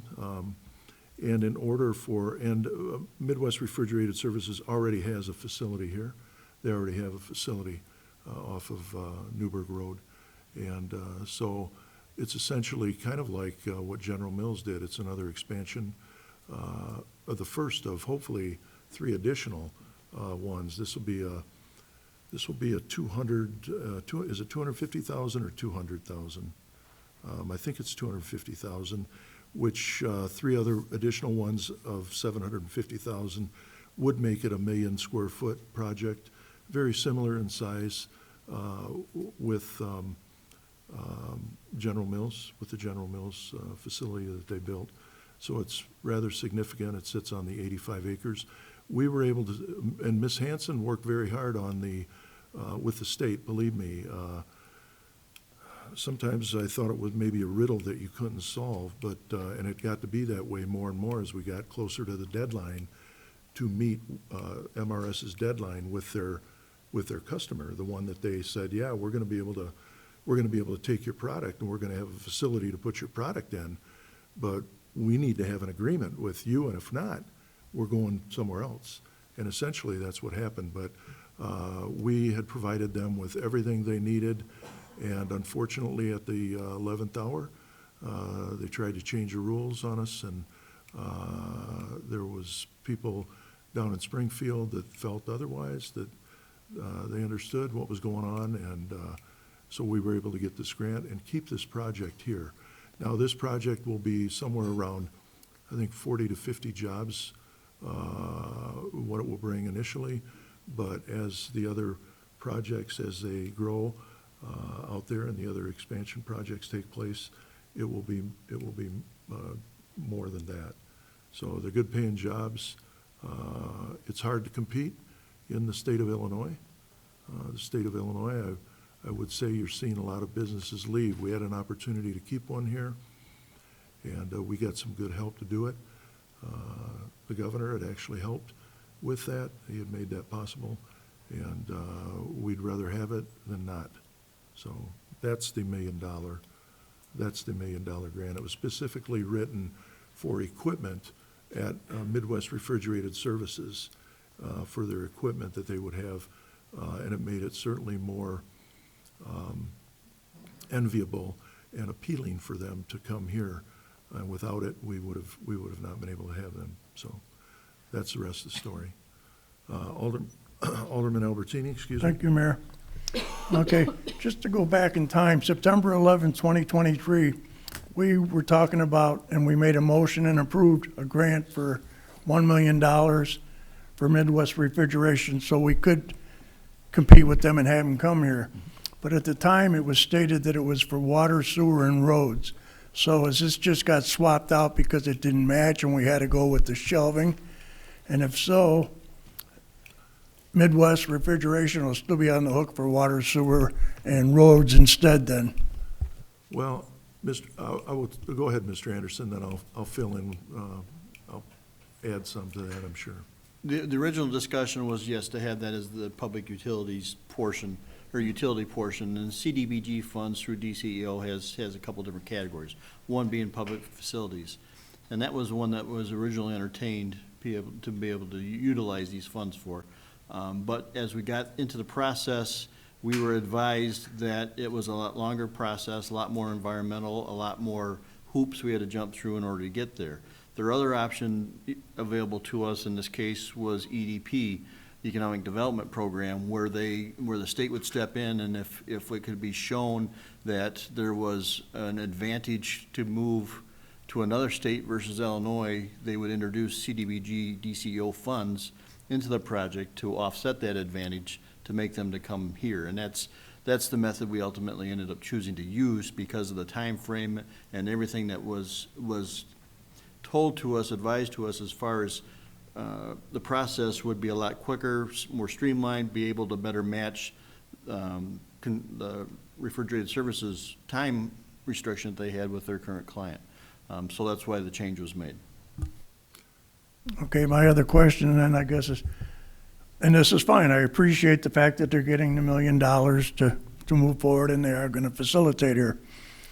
But as far as my question goes, is water, sewer, and roads, is that gonna be ours?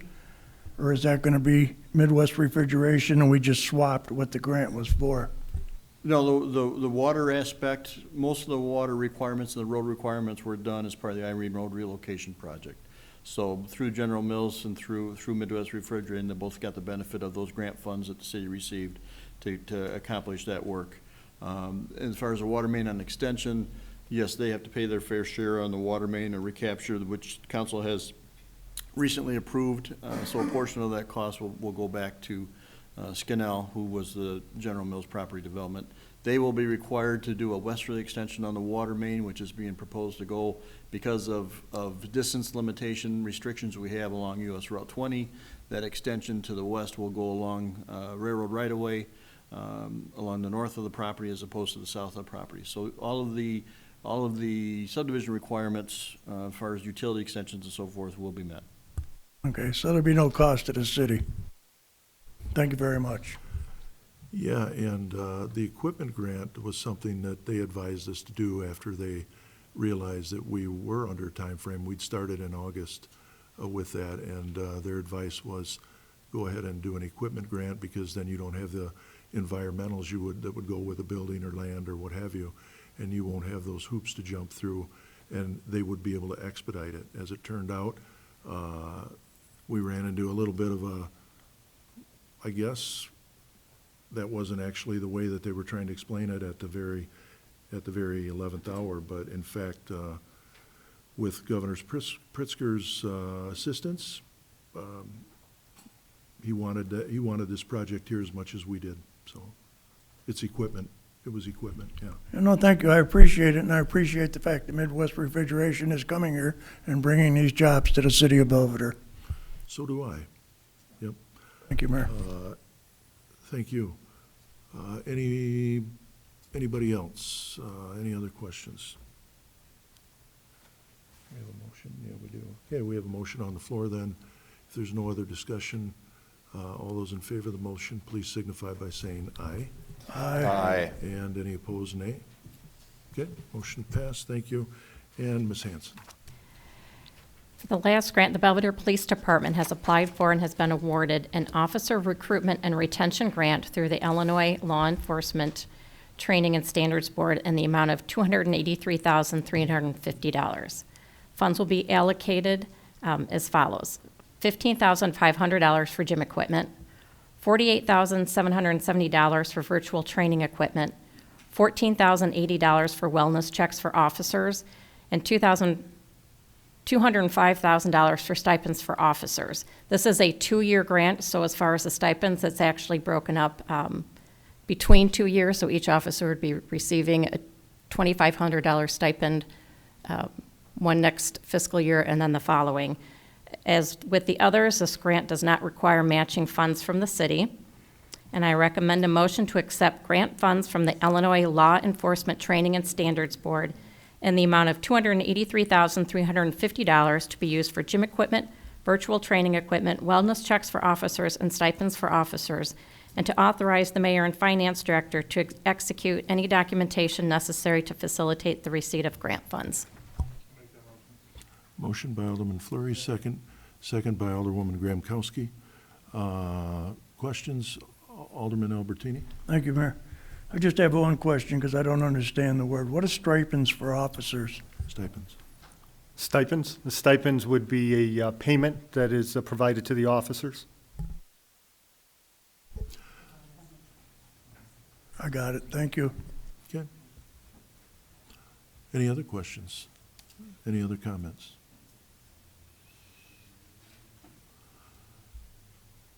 Okay, hearing none. All those in favor of the motion, please signify by saying aye.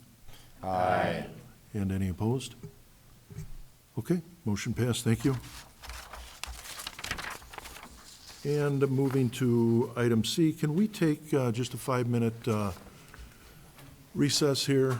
This one we can set up here, and we'll be ready when we get back. Thank you.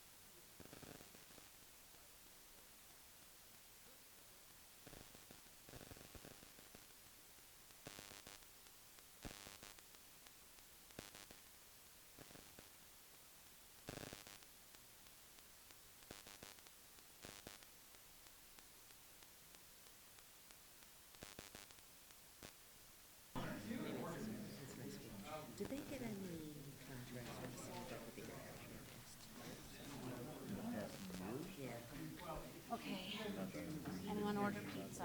So it's been a couple of years. So because their costs are a lot higher than some of the competitors.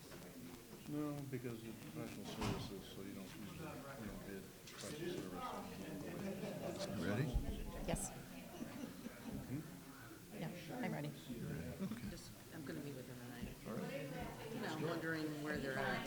They're not as engaged in the county as they used to be. And I just kind of wanted to get their perspective. Yep.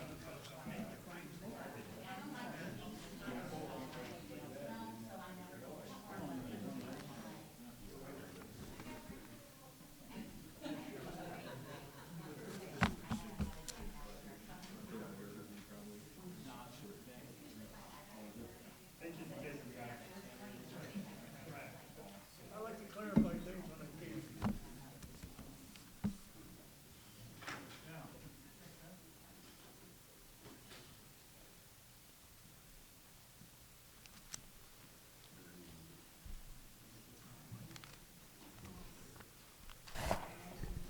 All right, I think we have everybody back here. So we'll continue on here. We'll go to item 5C, which is the fiscal year 25 general fund budget presentation and discussion. So I will turn it over to Finance Director Hanson. Ms. Thank you, Hanson? Mayor Morris. Just a reminder, the slides only cover anything that is 3% or higher over the current budget, but obviously anything can be discussed at any time if council chooses. So we will start with revenue, and then also to help, if you look at the slide after the heading, that is the page number in your budget book, in case you want to look there as well. Question for you. So you're already starting off with page 7. Can we go back to page 3? Page 3.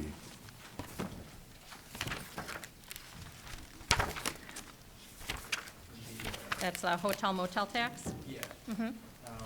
Why are we dropping it down to 1,000 when it's been consistently well over 2,000, sometimes 3,000? I make a motion that we jump that back up to 2,000.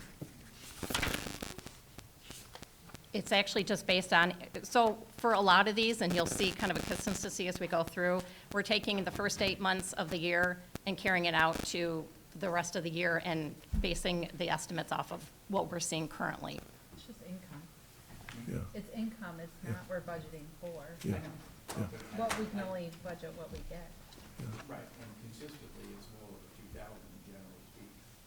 Right, but it has been lower these first 8 months. So again, I mean, it's just an estimate, but most of them are based off of the first 8 months and then carrying it out for the rest of the fiscal year. We don't believe that we're going to receive that revenue, that what it has shown historically. We believe if we forecast it over what we've received so far this year, that will be more accurate. I mean, historically, if you look back in '21, it was $977, but based upon what we've received, yeah. Well, I mean, it may be more than that, but it's income, so it may be more, but it may not. I make a motion to bump that up to $2,000. Nobody has to second it. Okay? All right. Dies on the floor. All right, Ms. Hanson? All right, so I did make a note of the 2,000, Alderman Snow. So if we're okay, looking at page 7 in the home rule sales tax, again, just as I mentioned before, we've taken the first 8 months of the year and just brought it out for the remainder, and that's what our estimate is based on.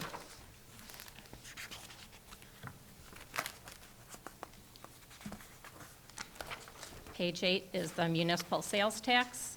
This line item is also based on what the city has received over the first 8 months of the fiscal year.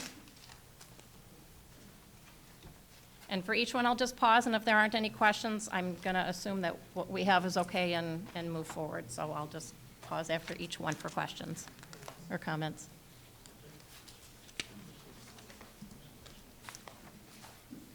Page 16 is liquor license fees and fines. Again, same formula, first 8 months carried out through the remainder of the fiscal year.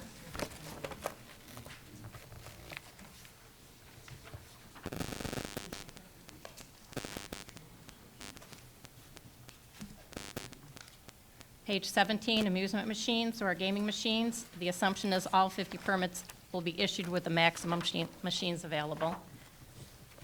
Now, this is something we can certainly drop if there's potential that those 50 licenses may not be available.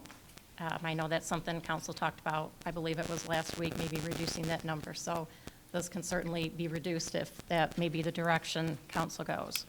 Just, sorry, question back to 16 with the liquor license. I don't know if this is the appropriate time to talk about it, but I know we talked about there used to be, 20,000, and we got reduced to 10,000. So is this where we talk about increasing that license, or is this just kind of a revenue thing and not necessarily important at this juncture?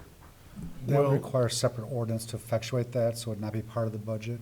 And then if it's changed, then obviously it does affect it moving forward. But for the ordinance that we have in place would be the ordinance that our budget this year, that would be what we have to. It's not on the agenda to do anything other than look at the budget that we have.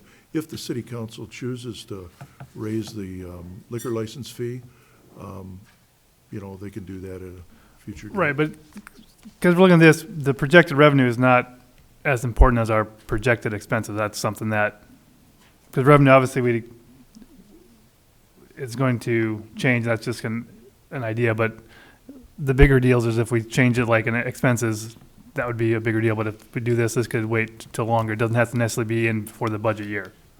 Right, and I don't think it would necessarily have time to go through the process before, because you will actually, the budget will go for a second hearing and approval April 1st. So that's a pretty quick turnaround. I'm not sure you've got the time to get the ordinance through to discuss and change any potential fees. I mean, obviously, if it's changed throughout the year and we receive more revenue, wonderful. This would be the minimum. No, that makes sense. Thank you. Thank you.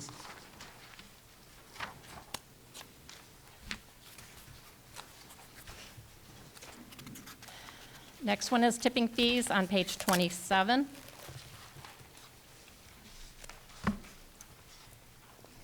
For this, we only budget the amounts that are guaranteed, and I've put a note up there. For the two quarries, we are guaranteed $30,000 a year, so that is what we budget. But we do anticipate exceeding this amount based on the activity of the Ibsen Road quarry. So again, that's just minimum we know we will receive.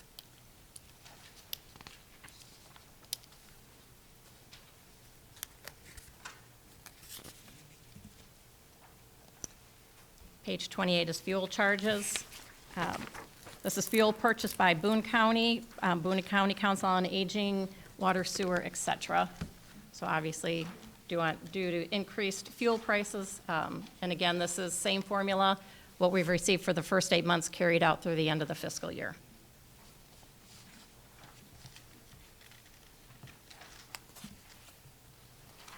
Page 29 is interest income. A return to better interest rates and ARPA funds is evidenced in our interest income line item.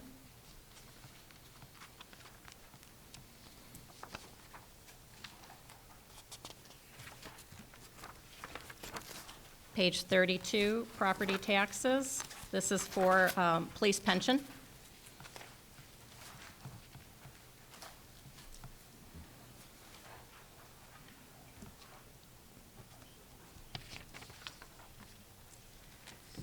Page 33, Police Department grants, which you'll see here. This is a carryover of current grant funds that the Police Department has already received and has not expended yet. So that is carryover from there. What I will work with on their second recruitment and retention grant that you just approved accepting tonight, I will try to find out if that's something we will still receive yet this year or if it won't be till next year. So that could potentially change, but I'm assuming we will not see it before we approve a budget.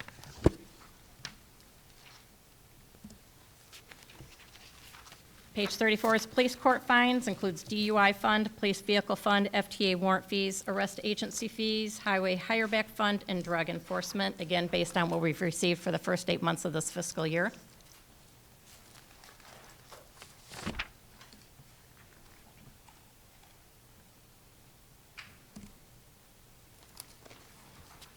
Page 36, miscellaneous revenue. This is, again, for the police department. Includes ILEAS reimbursement, vehicles and equipment sold, police range rental, warrant fees for outside departments, donations, et cetera, based on what we've received so far for this fiscal year.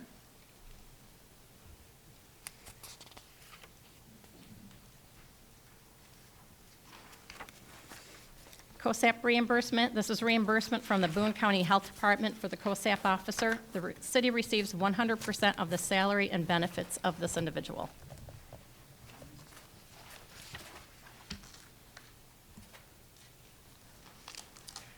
Moving on to revenue for the fire department, page 39. This is for the fire pension levy.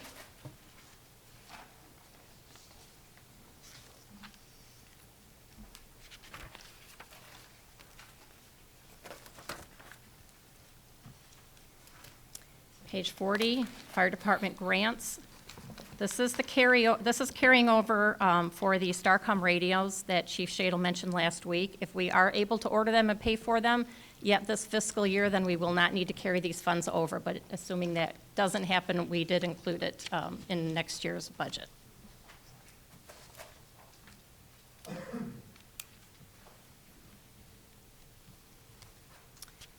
Page 41 is miscellaneous revenue. This mainly is fire review fees that they receive, the fire department gets from community development.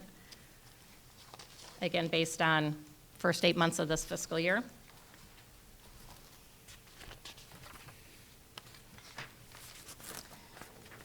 Page 42 is ambulance services.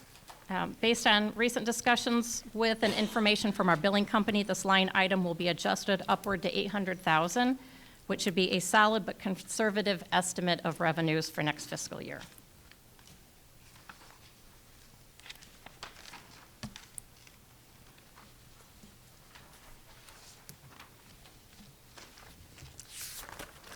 Page 46 is expense reimbursement, which is insurance reimbursements for claims made for, on behalf of the street department.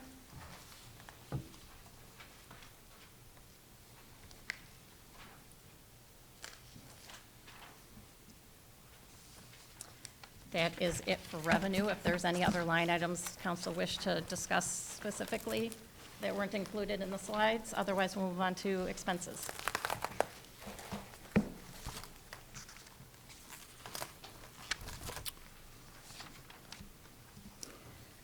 All right, page 4 is salaries for elected officials. While there is no change for FY25, I included this line item as a reminder of the timeline should you wish to make changes for the 2025 election.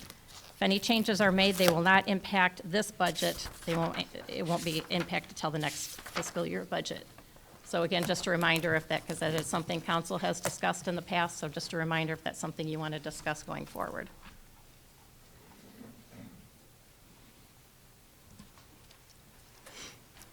Page 5 is salaries for regular full-time non-union, and this will actually be discussed later at the end of the slides as part of Exhibit B.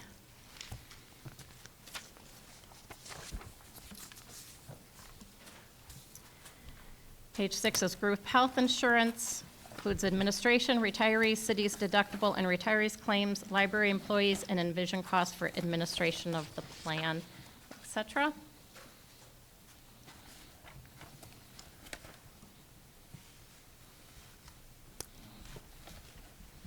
Page 11 is memberships, meetings, and conferences. Includes memberships to ILCMA, RMAP, and Northcog dues. The increase this year, as you can see, I made a note, includes $10,040 for the R1 Regional Economic Analyst, which was discussed at a few meetings ago and approved. So I did just include at the bottom how that $10,040 40 was arrived at. So that is the increase for this year. Alderman Smith. So, one of the things I was thinking, to do a little cost saving is, cut the chamber annual dinner in half and just get one table, instead of two. So I'd make that a motion to make that 900. Pardon me? Second. That is one table, I think. Yeah, I think that is one table. Yeah. I'd still cut it in half and just go with 4 seats. I usually try and invite the council, the city council. I think it's something I would want to do. I mean, not all the time do they come, but I think it is important that if we're going to buy a table, I can't think of anybody probably who should have a shot at attending than the aldermen. If you choose not to attend, a lot of times what happens when the aldermen don't attend, then we go ahead and fill them a lot of times with staff. But I think, I mean, if the council doesn't feel that it's important regarding any chamber events, that's up to them. I don't know. I mean, I can only gauge it as an offer, and if the council doesn't want to go with it, then I don't know if I draw names out of a hat or if I pick favorites. Probably don't want to do that. But, so, whatever the council thinks. Nobody thinks they want to attend, and they won't want to attend regarding business that we have downtown.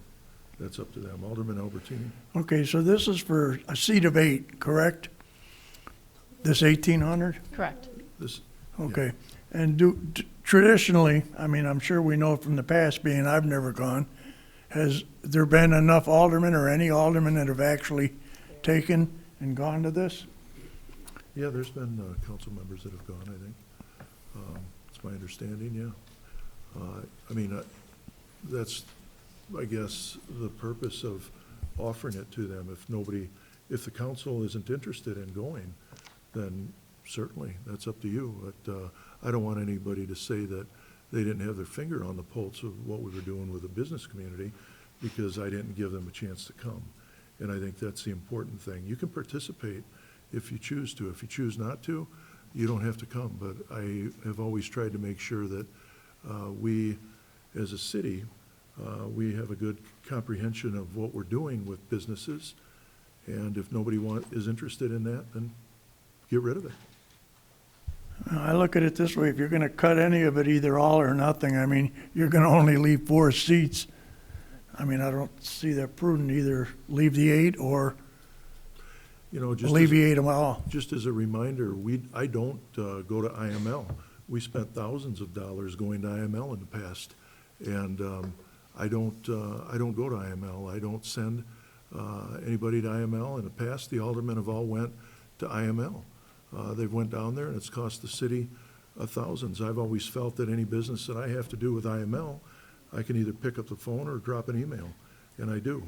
So in that respect, what the state's doing, I receive, and I think you do too, the aldermen do too, I believe, any news that IML regarding supporting legislation and where those are at in Springfield, I get notifications of that, and I weigh in with them either with a phone call or an email, and but I don't go. And historically, the city has spent thousands of dollars, I believe, to go.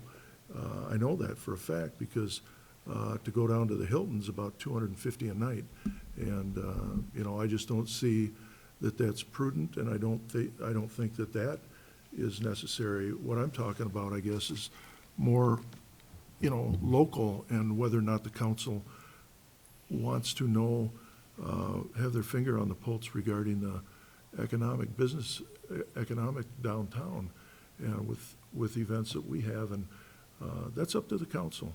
I go, and if they choose not to go, cut it out.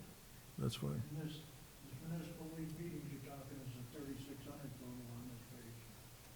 It's not up there. It's on page 11.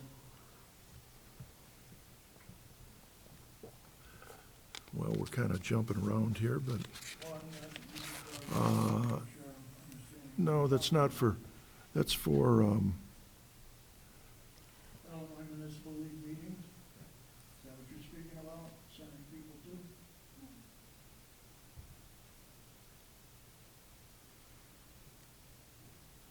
We have historically budgeted money, but it has not been used recently. So it's there if something comes up that someone does want to attend, but we have in the last, since I've been here, I don't think we've sent. Since I've taken office, we haven't spent a penny on it. I haven't done it. So So we're budgeting the 3,600 for that, but we're probably not gonna use it. probably not. I won't. I will say, but here's a caveat. Here's a caveat on that, is that I know there are some legal things. Oh, you were going to click in on me. Yeah. And I think he was going to say this. There are some legal things that go on with the IML that I think it is important that our counsel, legal counsel goes to. So we put that in there in case there's, go ahead. Go ahead. That's, I think, what he was going to say, but that's, so he does do that. He hasn't gone, I don't believe, since I've been in office. So I'm not sure if this is just the IML conference in September, or if this includes all of the IML type stuff.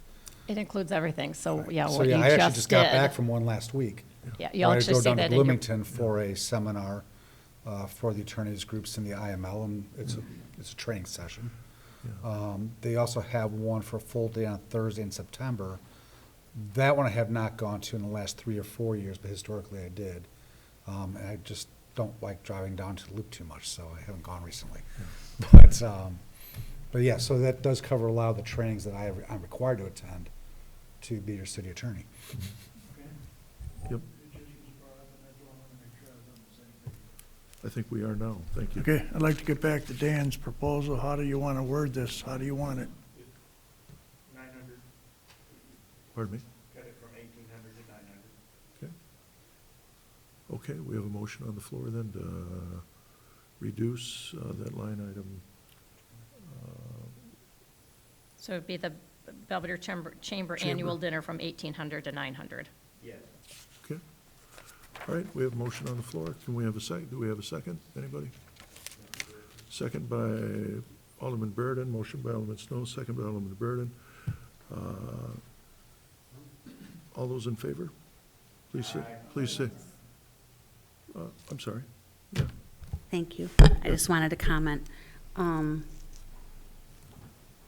Considering what our chamber does for this community, I do not think this is a good idea. I think this is just honestly a little bit of a slap in the face, so I don't know, this is all money towards them, and, you know, it doesn't, of course, it helps pay for that dinner, but it goes to a lot of other events that are done in the community. So I'd rather see them get the money and show support from the council. Okay. All right, anybody else? Alderman McGee? Yeah, I just was wondering, at 900, does that not get you a table? I mean, what? Was that 4? Is that 4? It'll get 4 seats, because the table is 8, and that's the 1,800. Yeah, yeah, So you are still getting seats at a table? there would be 4, yeah. And, you know, I deliberately, you know, for instance, whenever, like him or not, the president came to town, he was a president, it's a president, when he come to town, and I was only offered 5 tickets for that. I felt that the city of Belvedere, the council, should go, should get an opportunity to go, and I really wasn't about to try and just offer half. I think people would have been unhappy with me, and they'd have wondered, how in the world did you do that? And I wouldn't have had a good answer for that. So I think this, I kind of look at it, if we're not going to have the numbers, if we're not going to have the numbers to go, you know, then, yeah, that's fine.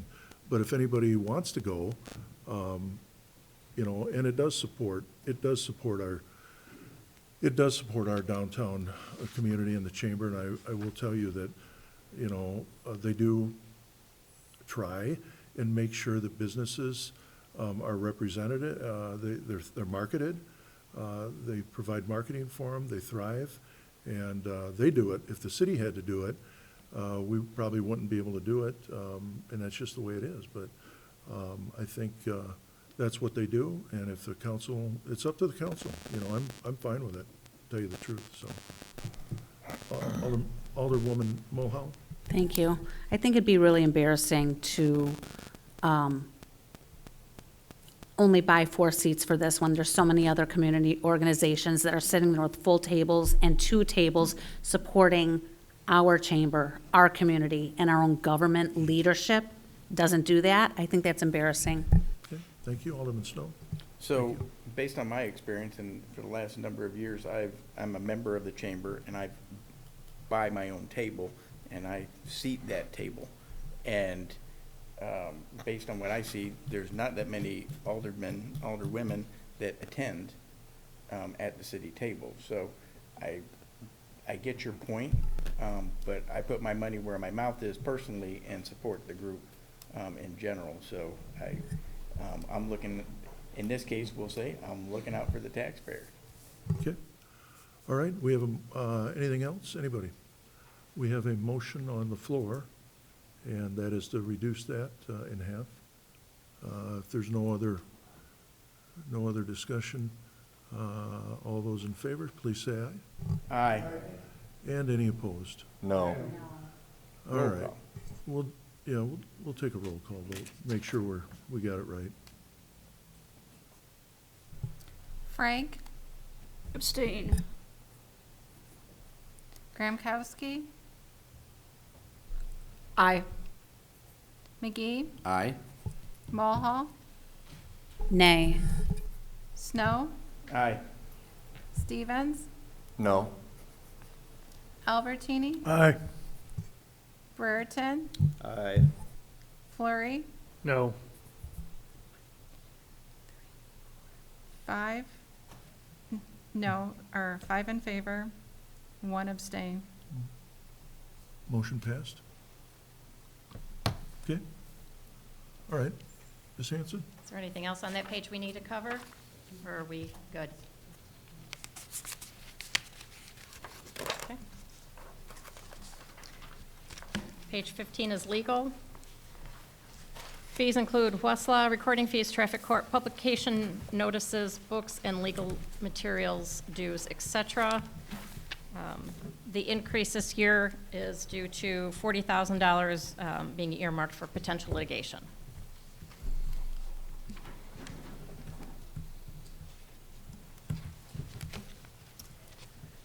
Moving on to page 20, office supplies, copier leases, postage and meter maintenance, office supplies, website maintenance, etc. The increase is due to the replacement of 3 computers.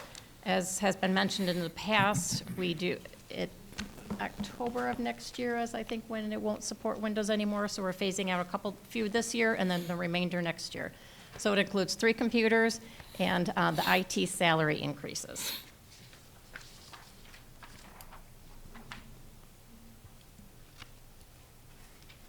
Page 21, gas and oil, self-explanatory.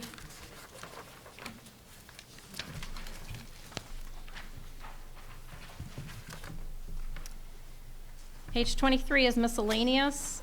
While the proposed amount for FY25 is actually 30% lower than the current budget, this slide is included as Sister Cities has requested a $5,000 donation from the city, and council will need to determine what action, if any, will be taken. So in the past, their requests have usually been $2,000. This year, they did send a letter requesting $5,000. I make a motion to give them 2,000. Okay. Motion on the floor. Is there a second, please?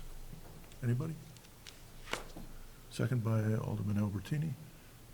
Motion, any questions, any comments regarding the motion on the floor? Alderman Albertini. The sister city also fundraises for their system and what they're trying to do. Is this correct? Or is it just donated from municipalities? They do, and I donate to them. Okay, and I fully agree with it. I mean, and I feel that the city has signs posted all around here that we're sister cities with. And I feel if the city's not gonna give them anything, and I think 2,000 is not a traumatic amount, I think that we should give them 2,000 to at least justify the fact that we put these signs up around. If we're not gonna give them anything as a city and we're posting signs, I think we should take the signs down. Well, I don't think so. The reason I don't think so is because Sister Cities is a longstanding tradition, and I would think that, and I do know this for a fact, I do know that they have done some fundraising on their own, and I have contributed to that. I think Alderman Snow said, you put your money where your mouth is. I do, and anybody else can do that, and they do fundraise. Now, Sister Cities has a long tradition of, you know, with the, what is it, Laval, Paul, France, and Schwieberdingen, Germany.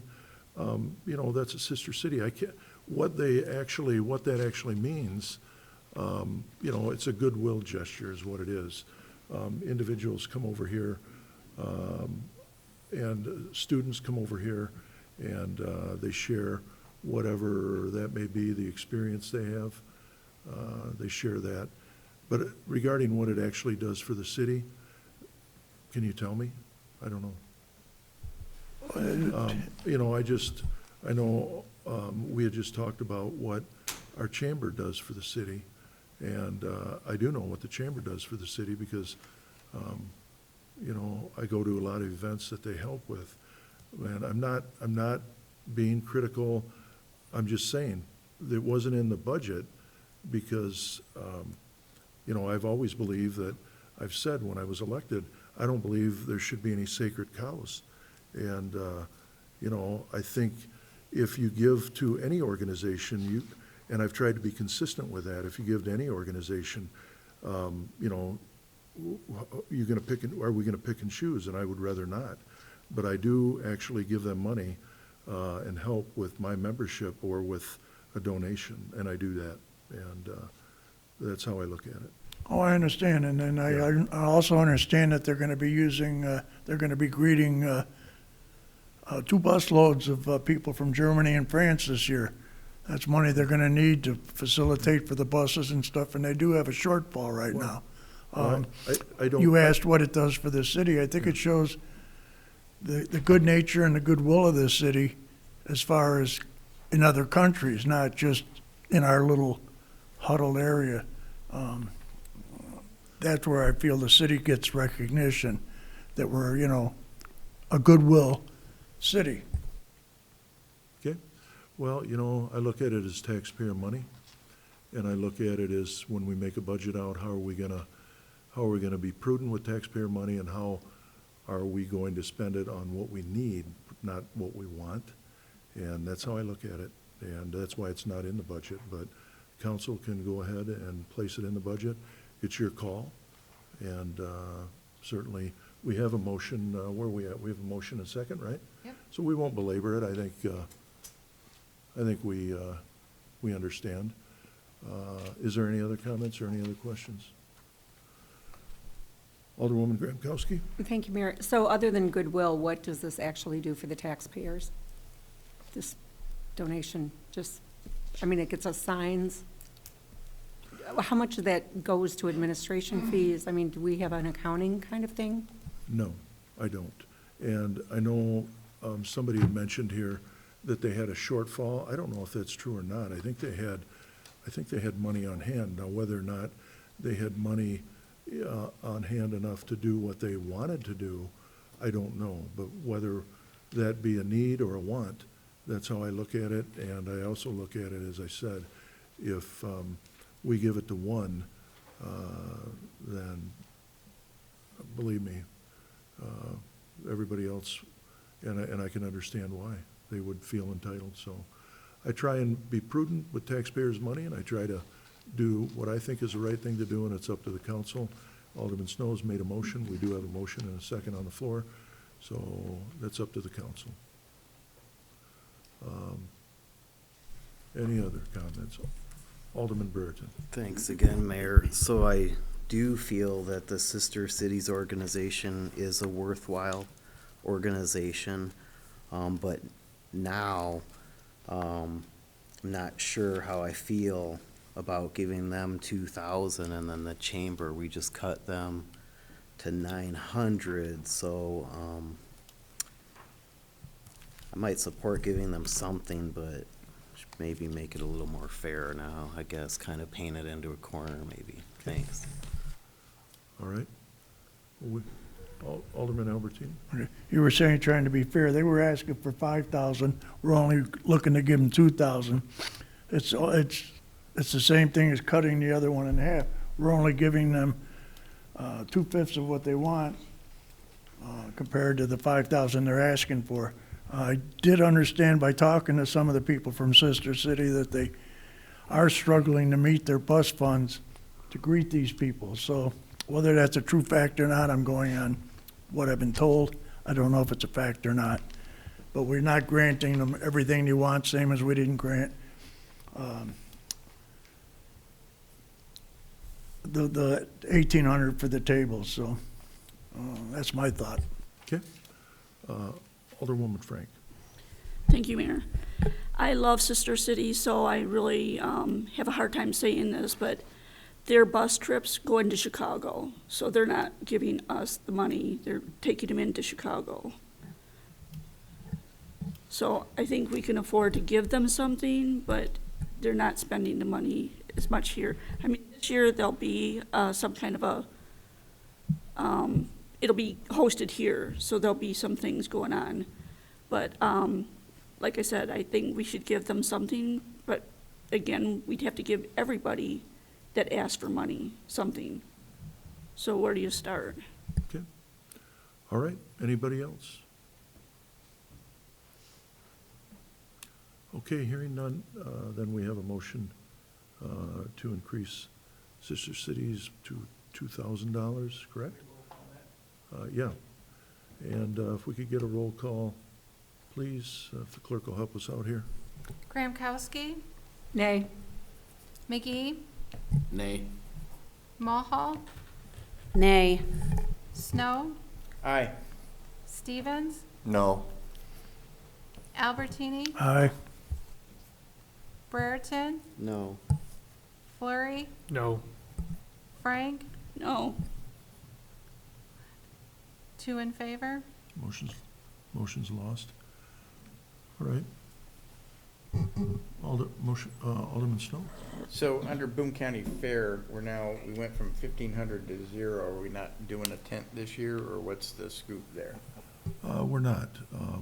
We've had a difficult time, trying to man a tent.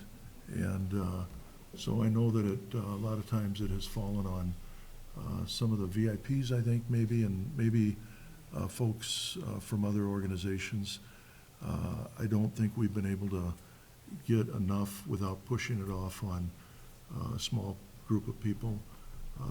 So we've chosen, I haven't put it in the budget to get a tent, but that's, yeah. No, that was, it's a significant amount of money, and we still, a lot of people, well, I think a lot of the council members, I know I do, I spend time out at the fairgrounds, and I go to certain events and what have you, and I have my grandchildren out there, and I think other people have their family out there as well. And it's a lot of people can go out there and they can spend time out the fair on their own, but we've had a tough time. So that's the basis behind it. Okay?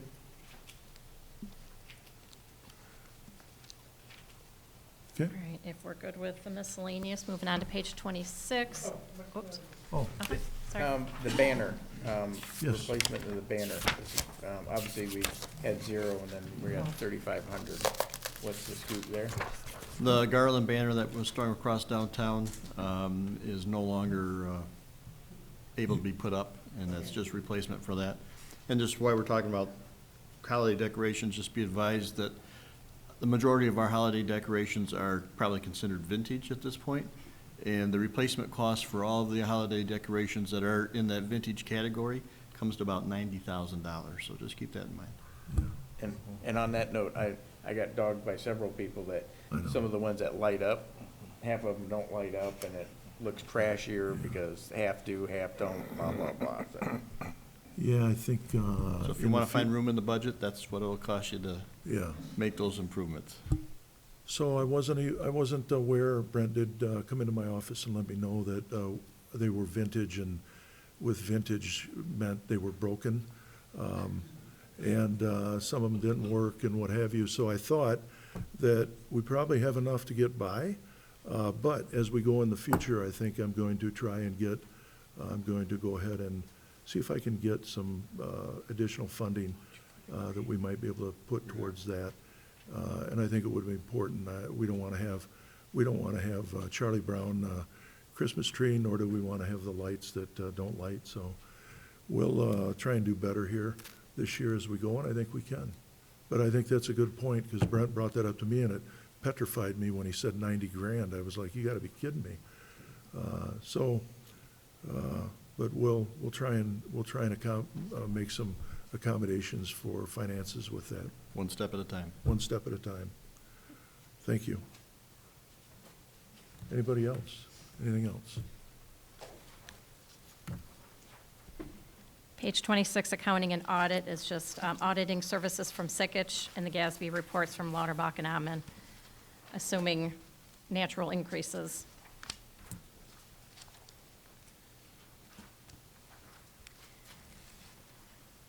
Page 30 is expense reimbursement. These are funds received from Community Development Department for IMRF, and since those rates did go up this year as discussed at our retreat, obviously this goes up as well. Which brings you to the next page, the IMRF. Again, as mentioned, it is increasing from 4.91 to 5.19. So we'll have increased costs there, which also carries over. Obviously, with increased wages is your FICA taxes, so this is a library expense reimbursement.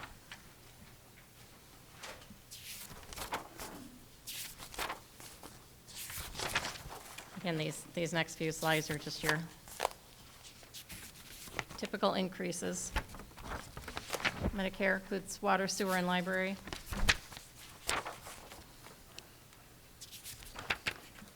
And then page 38 is liability insurance. The increase to this line item is due to anticipated rate increases as a result of the number of claims made this year. This fiscal year, the city has experienced 2 lightning strikes or power surges at the wastewater treatment plant, a fire at the street department, and damage to a fire engine and Station 1. So this is just best guess of what they may do with our rates this year.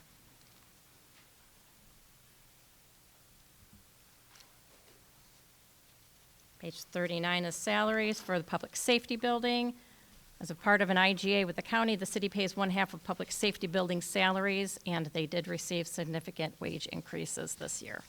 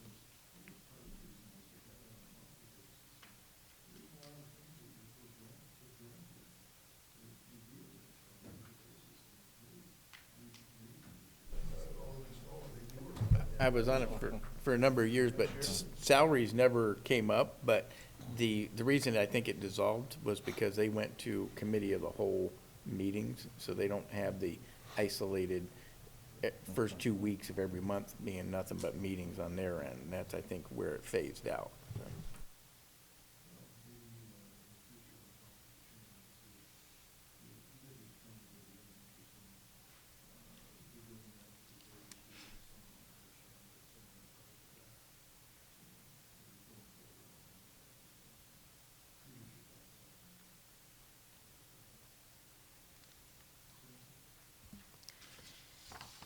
Page 40, obviously, because of the increased wages, we've got increase on FICA and IMRF. Page 41, as noted there, okay, as you can see up there, this figure for FY25 includes $45,000 in carryover funds for 2 air handlers at the PSB.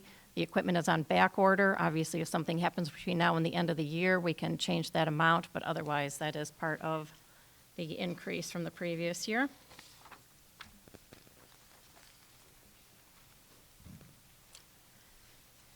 Civil defense, page 46, includes new sirens and siren maintenance.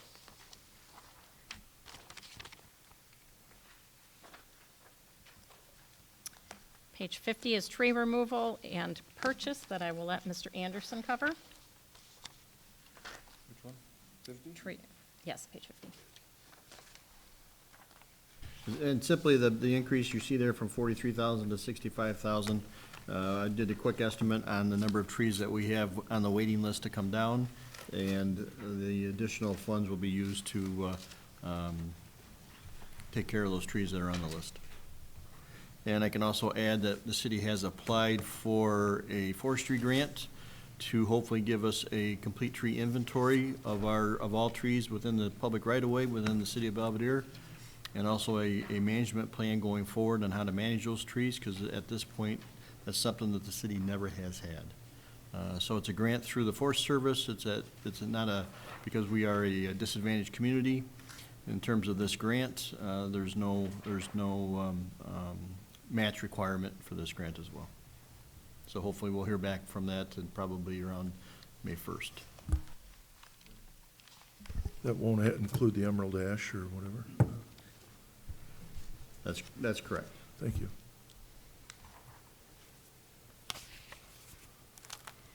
Page 54 is economic and business development. There are 2 items as part of this line item for council to discuss. One, as you can see, is $8,162 towards the county's RMTD fixed route deficit. It is our understanding that actually so this is the big bus that runs through town, and we do pay, I think, $41,000 every year towards that route. And we were approached a while back, and the county shared that they've actually been running a deficit since 2016. This is half of the deficit amount, but we have also learned that previous city administration had been approached numerous times wanting to share the cost of this fixed route deficit, and they declined. So they're approaching us again. I believe it is the recommendation that we do not include the money, because we do pay our portion every year as requested by the county, but wanted to put that out there for your consideration. Yeah. Alderman Snow? Nothing to do with the bus, but I make a motion to increase the growth dimensions back up to 55,000 in lieu of the 20,000. Did anybody have any comments? That'll actually be on- the next thing we'll cover. Yeah. Before we get there, before we jump the gun on that one, anybody have any other comments regarding the 8162 that Ms. Hanson had talked about? Alderwoman Grabkowski? Thank you. Do we know what the ridership numbers are? I don't have them in front of me. I think we've been provided numbers that Yeah. may not be accurate based on what we've seen, Yeah. but they are very low. In fact, it is the county's plan to discontinue that service, I think at the end of June or the beginning of June. I don't remember the exact time, think it's the but end. because of low ridership, they are going to discontinue that. The end of June. So they had approached, when I had come into office, they had approached me for an additional, I think it was $274,000 regarding bus service here in the community, and I had already followed the bus. I followed it many, many mornings when it's come into town, afternoons when it's come into town and left. And, but the bottom line is that the county is actually they actually are on the contract with RMTD. And so they are canceling, they are not going forward. At least that was what was mentioned in the meeting, that the city wasn't going to contribute to that. I don't believe that the city should pay, not receive anything. And I followed that bus probably 30 or 40 times at different various places throughout the city, just because I know where they stop and what have you, and I've seen them go by. And if I've seen one person maybe a few times, that's about it. And if I've seen two people maybe once, that's it. So I think before we fund what I call, I think it's bureaucratic. I think, if you build it, then you have to be able to maintain it and fund it. And I don't believe that there's any interest right now with the ridership that I've seen that would benefit the taxpayers to pay that. Alderwoman Grabkowski. Thank you. Well, the only reason I'm asking, I've never seen it. I've never seen a schedule. Yeah. They've got a schedule and they make stops, but there's no ridership that I've seen on the bus or at the stop. And I've followed them a lot of times at random. So I think it's pretty consistent that way. Alderman Albertini. Thank you, Mayor. In my community, I find that these people do use this bus. It is an essential part. One, they're of an age where they can't drive anymore. They need it to get shopping, get to Walgreens. I have one lady who's 91 years old who uses this maybe twice a week, once for grocery shopping, once to go get her medicine. She can't afford a taxi, and if you ever tried to listen to the taxis, they're exorbitant. I mean, it would take up half her prescriptions just taking cabs. This is the big bus. This isn't the small bus. Yeah. This is the big bus that goes from Belvedere and goes to Rockford. Oh, you're talking Yeah. the one for the. Yes, I'm sorry.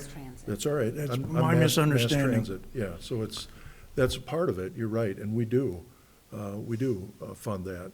I agree, and that is a necessity.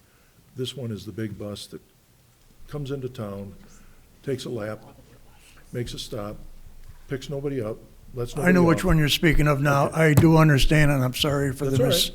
I just wanna make- miscommunication on my part. I just want to make sure we're clear what we're talking about. No, thank you very much. Thank you.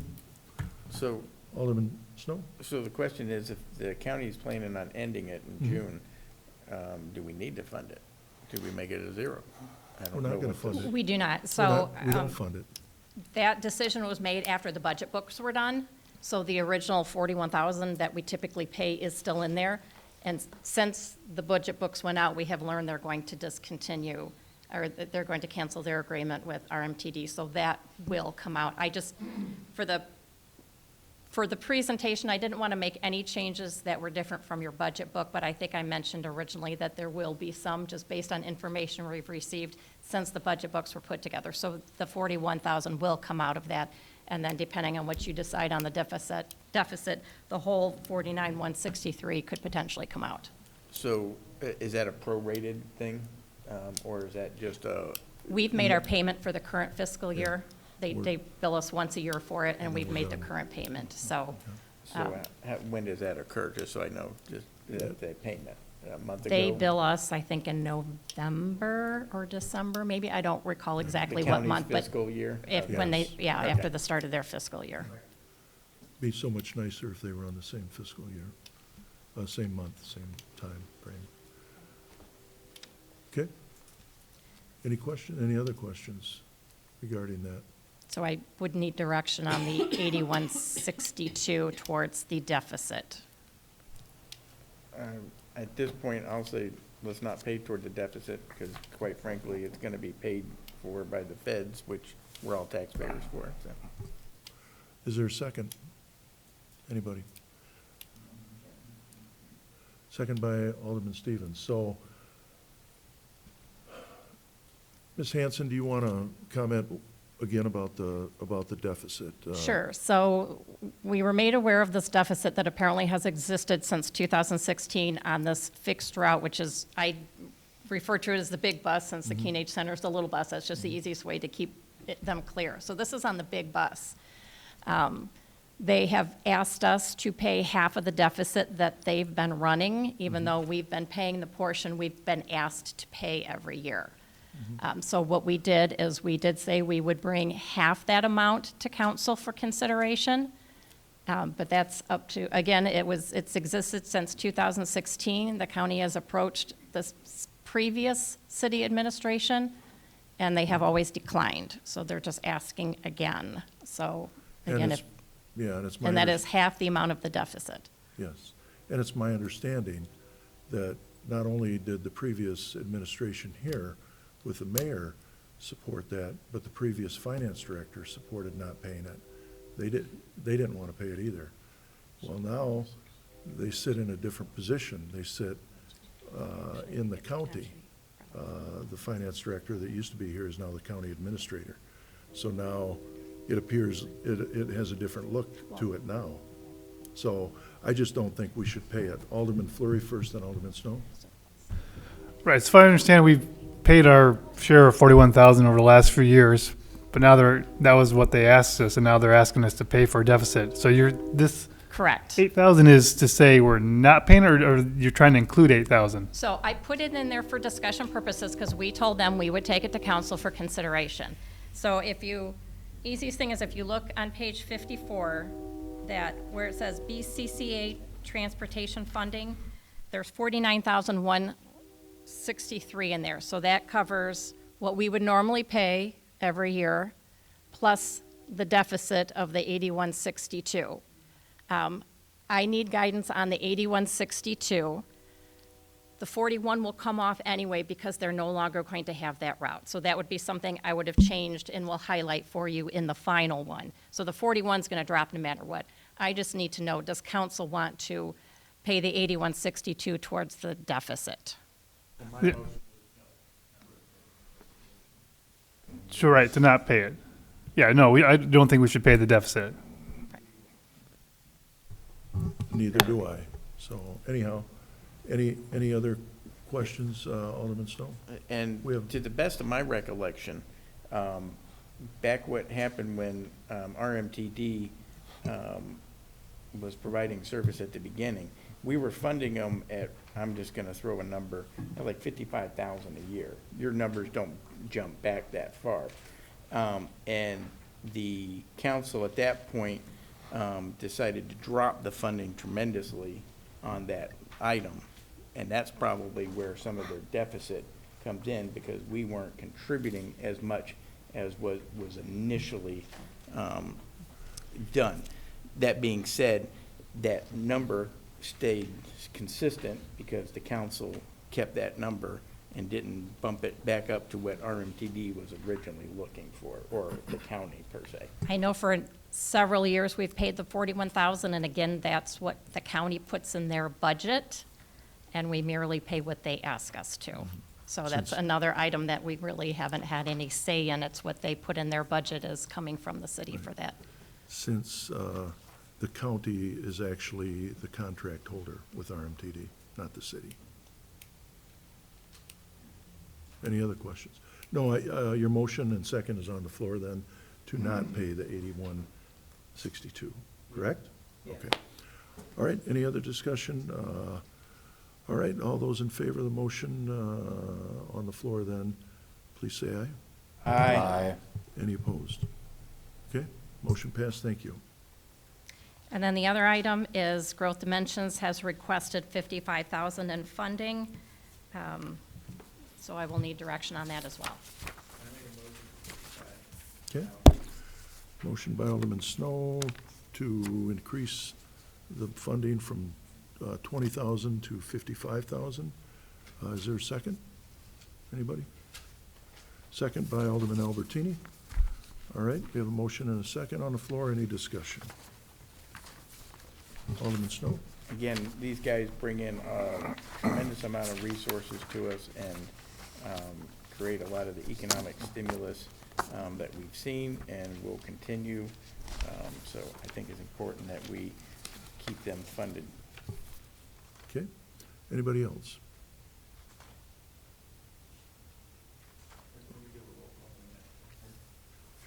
Alderman Stevens? I've always been curious on what they spend their money on, wages and all that stuff. Well, I did provide you with a statement of financial position. It's the latest one that I could find.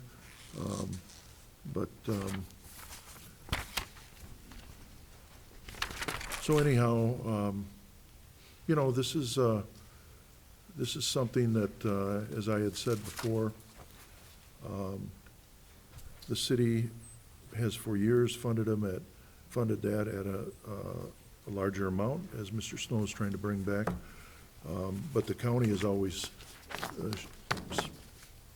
funded them at a lot less money. The county did fund them, have an additional amount, but I had put this in the budget because I had felt that it was prudent, I'd felt that it was fair, and it's up to the council. So I don't know what else remains to be said. Alderman Fleury? Thank you. Would it be possible for Pam to come up here and talk about this?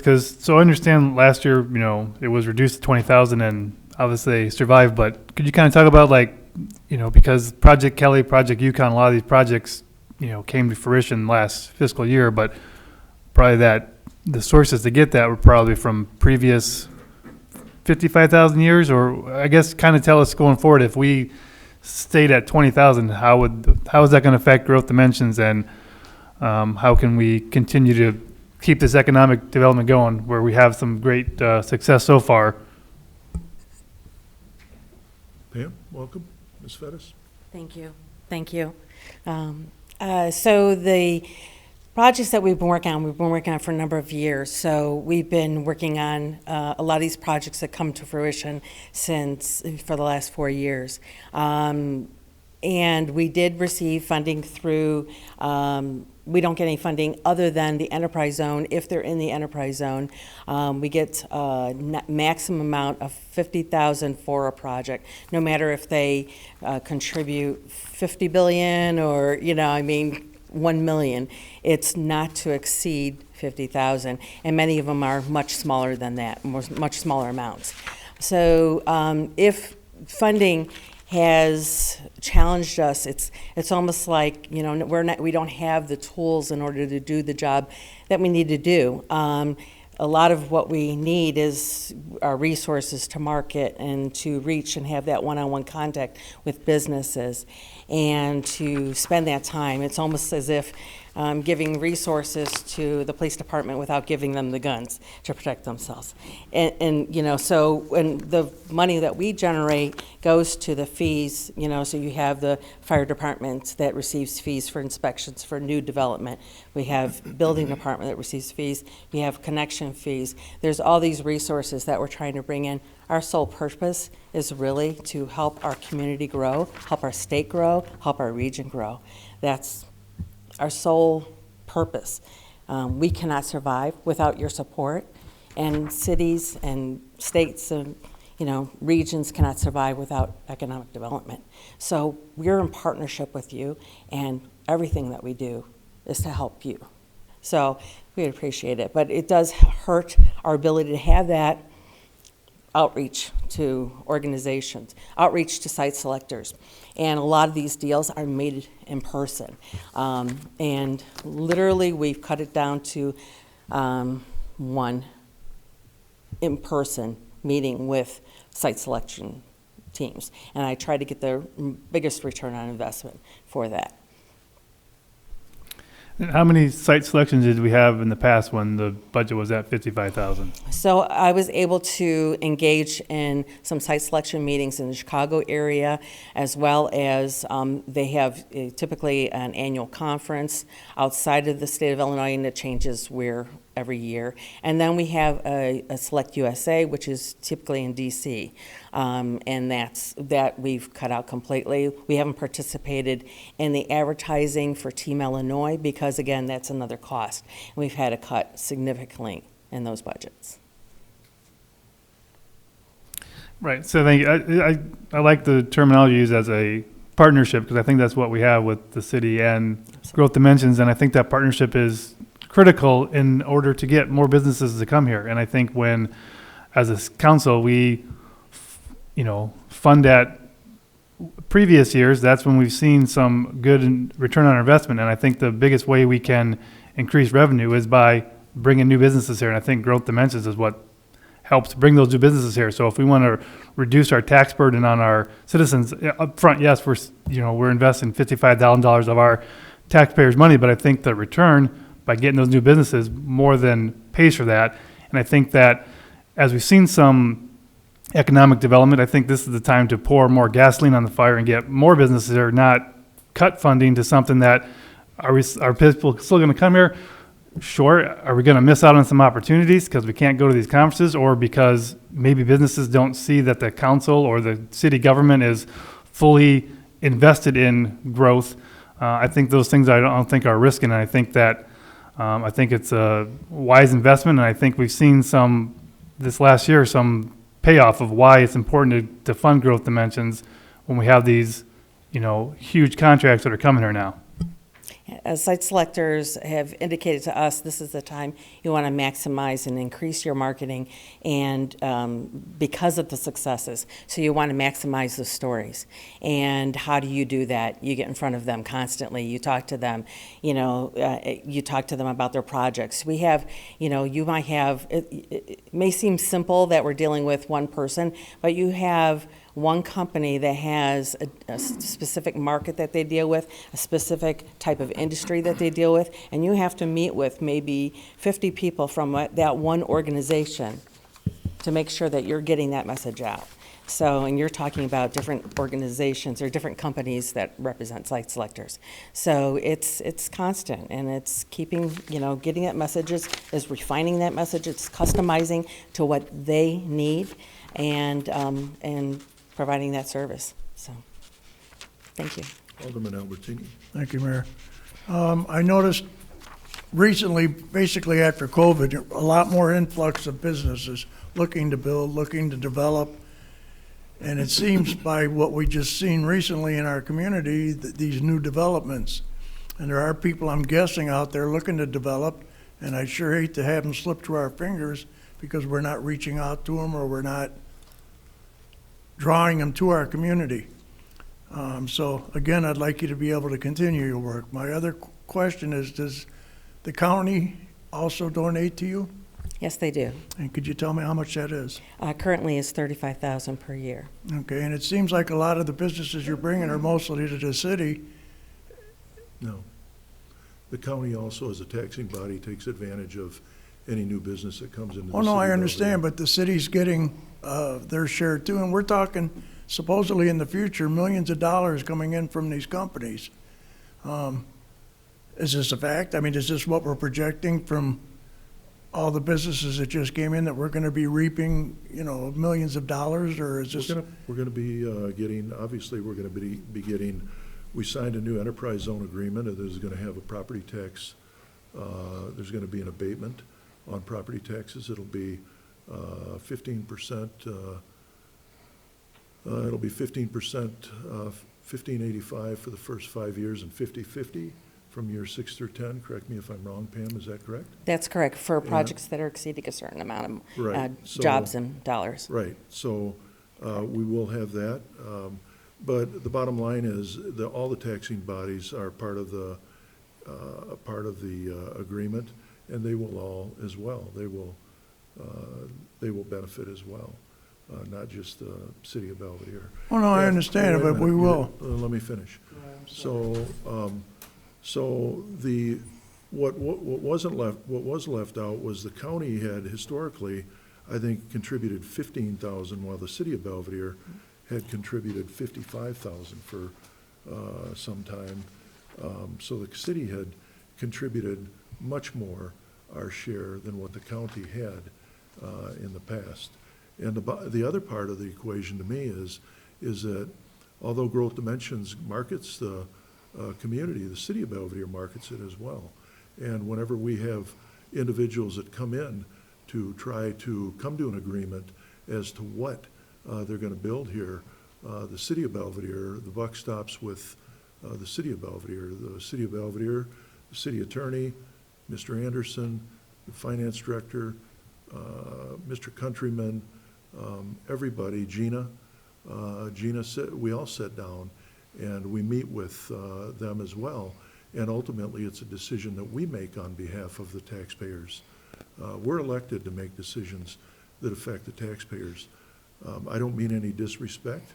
I'd left that, the budgeted the same, because when you look at the enterprise zone payments that you'd had, I think this year in 2023 is going to be $88,835 when in 2017 it was $17,915. So essentially what I'm trying to say is that when there is these projects that come, the taxpayers through the enterprise zone or the businesses through the enterprise zone, they contribute to Growth Dimensions to the tune of $88,834 this year. And so when we do make decisions, you know, it's profitable. It's profitable for them, it's profitable for the city, and ultimately it benefits the taxpayers because that type of growth is good for our tax base, it's good for jobs in this community, and if it's retail, like we were able to get out at Janot Road, it's retail taxes as well. So there's a variety of different ways, but ultimately it benefits the taxpayers, and the city council are the ones that hear these, and they're the ones that, you know, the administration works in conjunction with Growth Dimensions, but we work a lot of times, it ultimately comes down to us. It comes down to the state. It comes down to what kind of a agreement that the city wants to try and strike. So it's not all just one-sided. And I left these in here. I left these in here for a reason. I thought it was prudent. I thought it was responsible. And but it is here tonight, and you know, for discussion. Alderman Stone. And so, to me, you made the argument that their organization does a great job of pulling that in and giving the city the final say on what does occur. Without them, generically speaking, we don't get that in here. And they're the ones that fuel that and head that. So in my opinion, it makes the argument that you just said that, yes, they're worth the dollars that we invest. I didn't say that. What I said is that the city actually, the city and the administration and all the administrative department heads, we make a decision. And for instance, MRS wasn't going anywhere, trust me. MRS was DOA. On Wednesday, when I had talked with MRS, they had given us a deadline. That was up to the city to meet, and the city couldn't do it alone. So there was nobody else that met MRS, that brought MRS in here, but the city. The city. Call the vote. I will call the vote as soon as I'm done explaining it to you. So the city, don't be mistaken. The city here negotiated that deal, and that was gone. That was gone. And without, as I had said, without the governor stepping in at the last hour, nobody else was going to get that deal. So I think we give credit where credit is due. And, you know, I don't hold anything against, I don't have anything against Growth Dimensions by any means. But I do want to be prudent about how we spend our money. And I think, as I said before, I think that, you know, there are a lot of needs and there's a lot of wants in the city. Our department, public safety, has a lot of them. Believe me, I've talked with Chief Woody, and I see a lot of things. We've had it diminished. We've had our police department, public safety, get dumped all over the last 3 years because certain people have thought that it's a good idea to defund the police. And they've done that, and we have been trying to make that up. We've also suffered with not being able to even hire any individuals. So we've had to do a lot more things, get along with a lot less things, and try and do a lot more things just to make up. So to me, it is a matter of priorities. What are the priorities? You know, what are the priorities of the city? We're going to continue to have the same attributes, the same assets in the city of Belvedere that we've had all along. Geographic location, we've got affordable water, we've got reliable power, and we have a great police force, great public safety, great fire department, we have great education. All of these things are going to bring looks into the city. It's not like we have to go out. Believe me, after Stellantis and after some of this, they know where Belvedere's at. Believe me, they know where Belvedere's at. So that's my point, is that it's not just one organization. And, you know, so that explains from where I sit. I believe taxpayers, you know, they ought to come first, and how we spend the money is based on needs. So anyhow, you want to call the question? Is that it? Yes. Okay. Is there a second? Alderwoman Graham-Kowski, did you have something to say? I do. So this is what rubs me. So you get paid by the county? You get no funding from the county? The county is an investor. I get paid by Growth Dimensions. Okay, I'm sorry, but the county gives Growth Dimensions money? Correct. Fine, okay. So as a resident of Belvedere and Boone County, now I'm getting, I gotta pay twice? Our I funding. mean, essentially, correct? You decide if it comes from your taxpayer dollars or a grant that, you know, we didn't get any ARPA funds, and economic development could have been toward that. There could be a lot of different funding streams. You decide what funding stream it can come from. It's up to every location. Well, you know, and in answer to that question, the rest of the story is this county had received $10 million in ARPA funding, and the city had received a whole lot less than that. And yet the city, during that ARPA funding, the city had contributed,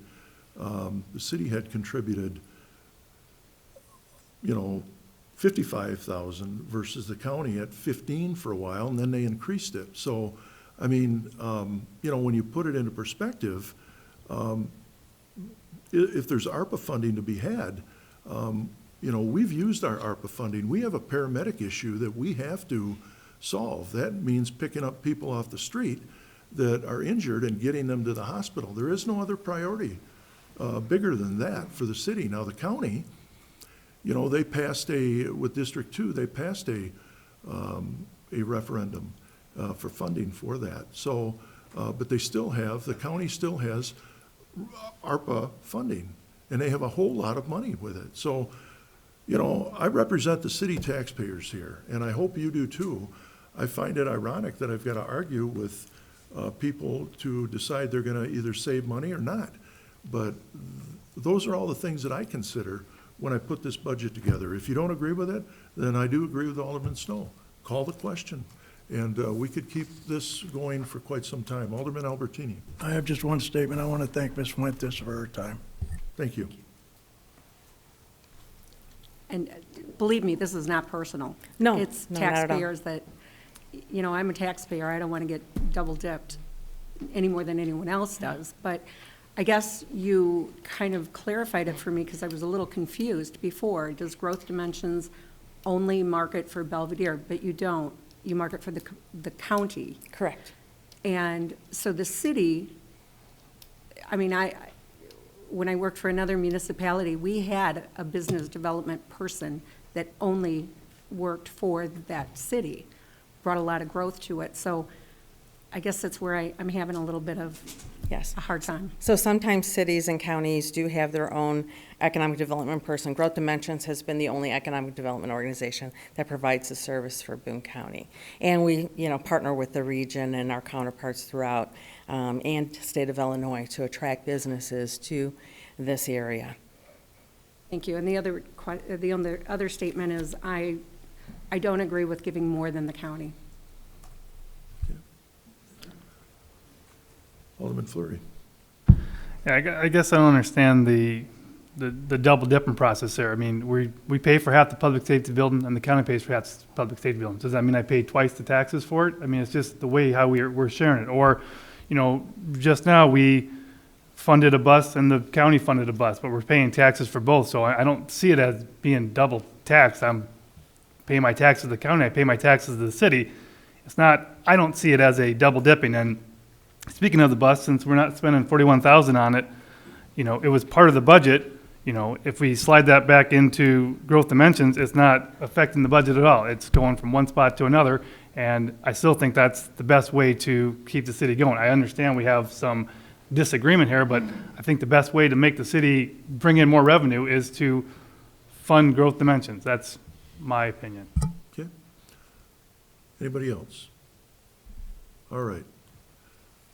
Are we ready for the, May I say something? I want to thank everyone for their partnership. The city, and I think this team here and the departments I've worked with are just amazing. And so I just wanted to say that. Thank you. Thank you, Pam. Thank you for staying here this late hour. Anybody else?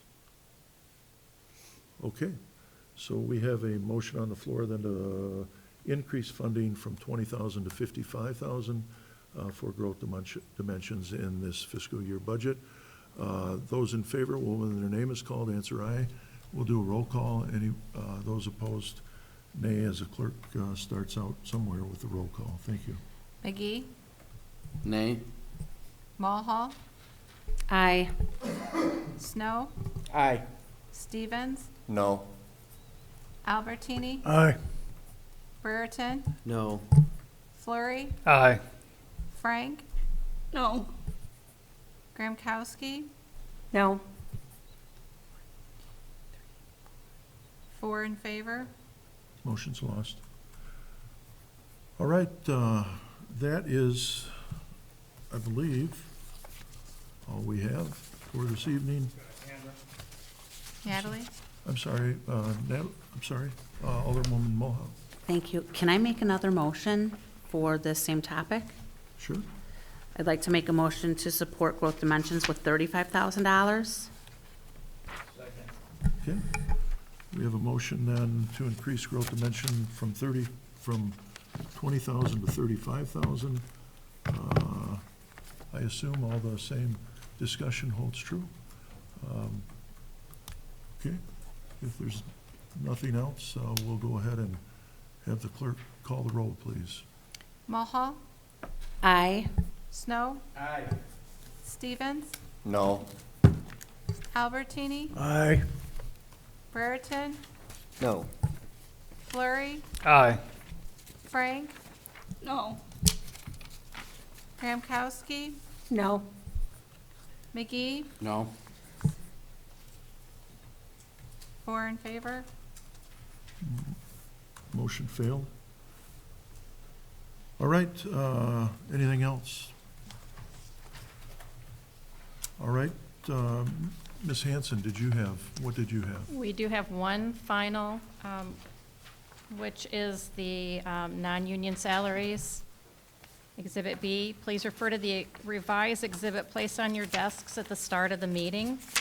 Changes made, we're moving the police chief salary from 7% above DC's to 6% above, and the DC salaries from 5% over the highest paid sergeant to 6%. That's the change from the one that is in your book. I'll let Mayor Morris speak to these changes as well as the increase for the deputy city clerk.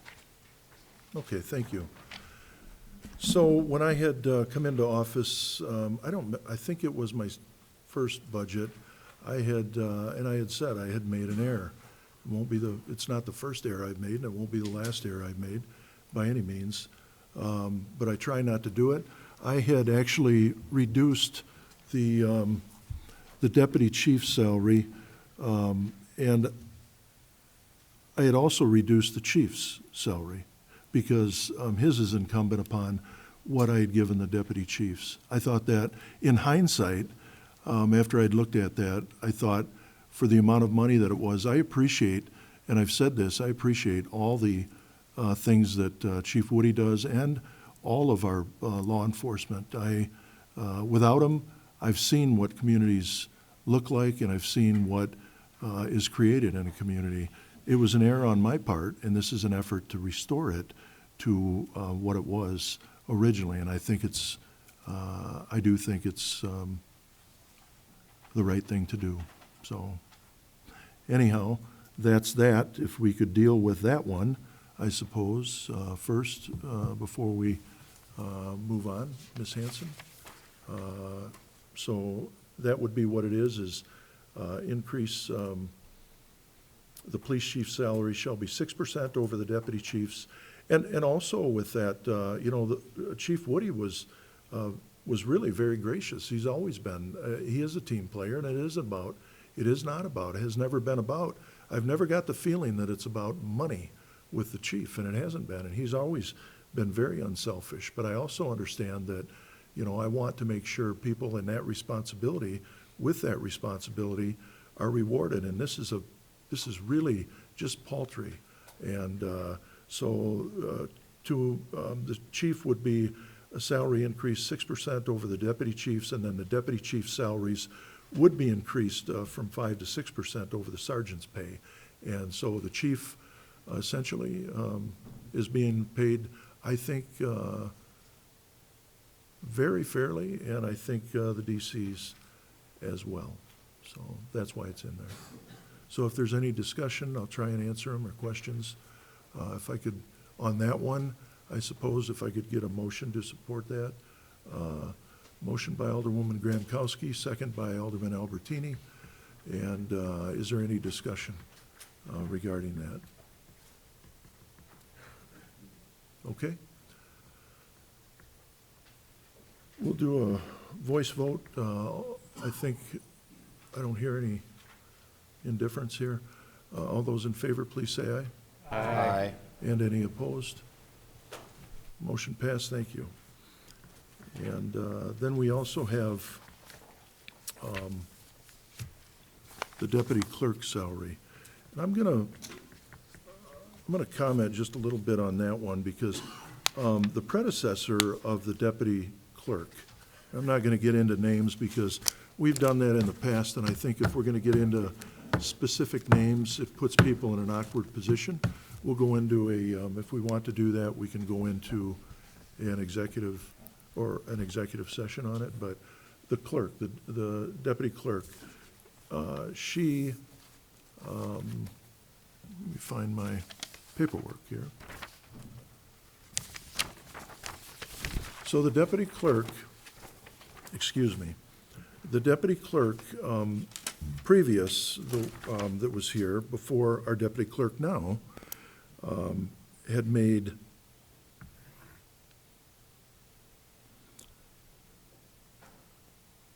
I believe it's $54,953.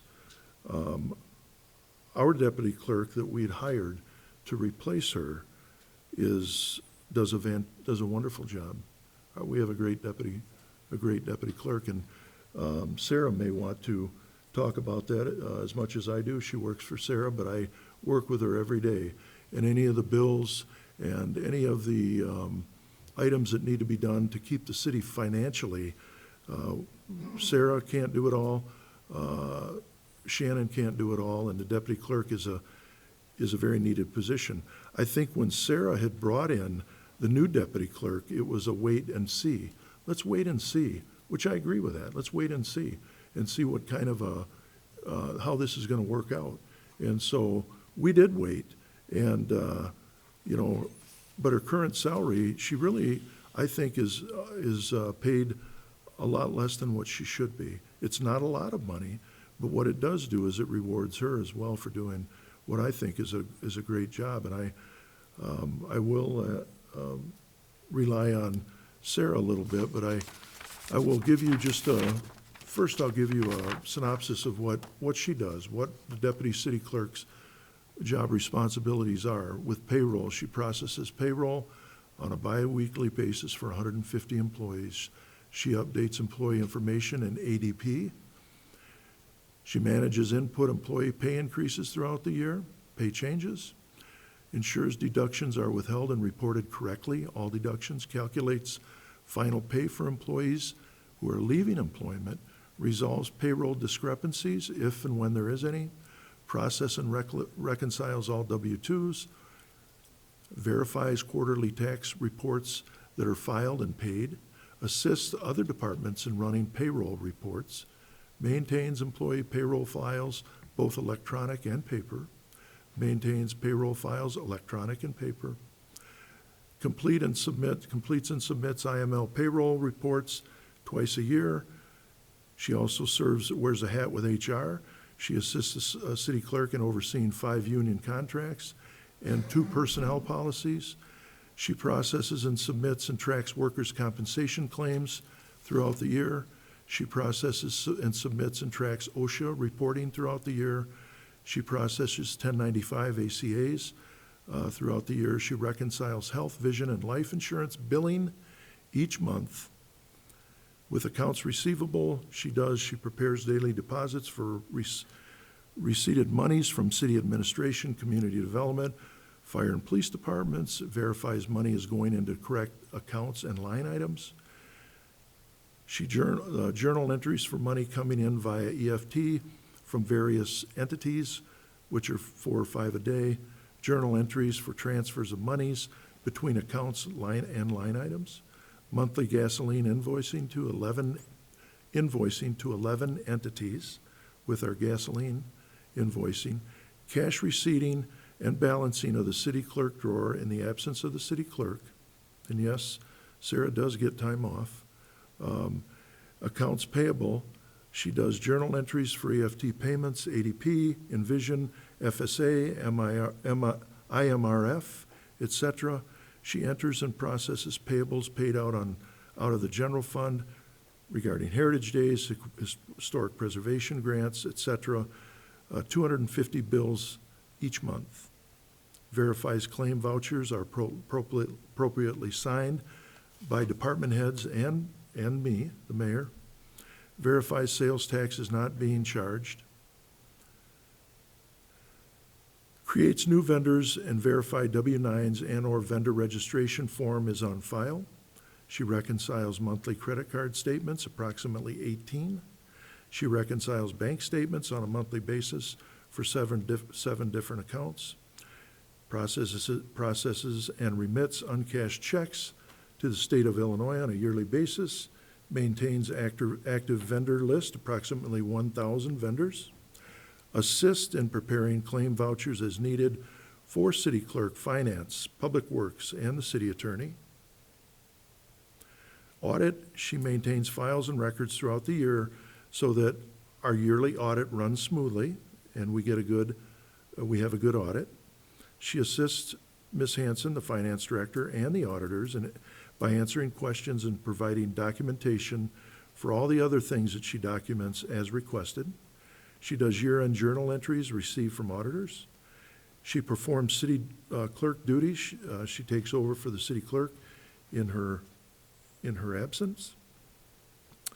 She's a deputy registrar for birth and death certificates.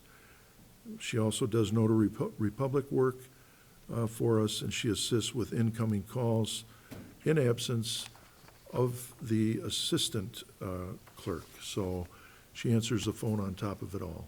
So she does a lot.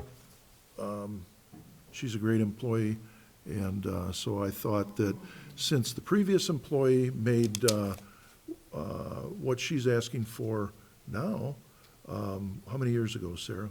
Was that 3 years ago? Almost 3 years ago. 3 years ago. So that's the basis of why I've asked her to be increased from $49,741 to $54,953. Alderman Albertini. I just have one statement. I also want to say that she's very cheerful and always great to interact with, and I think she's a great person to be there. You know, we've got some great employees with the city, we really do. And these employees are the ones that I consider the ones that help run the day-to-day operations. Sarah may have something to say about this, but I would agree with Alderman Albertini. I think that's right. I think she makes the city, for anybody who comes in to do business with the city, she is very, very good.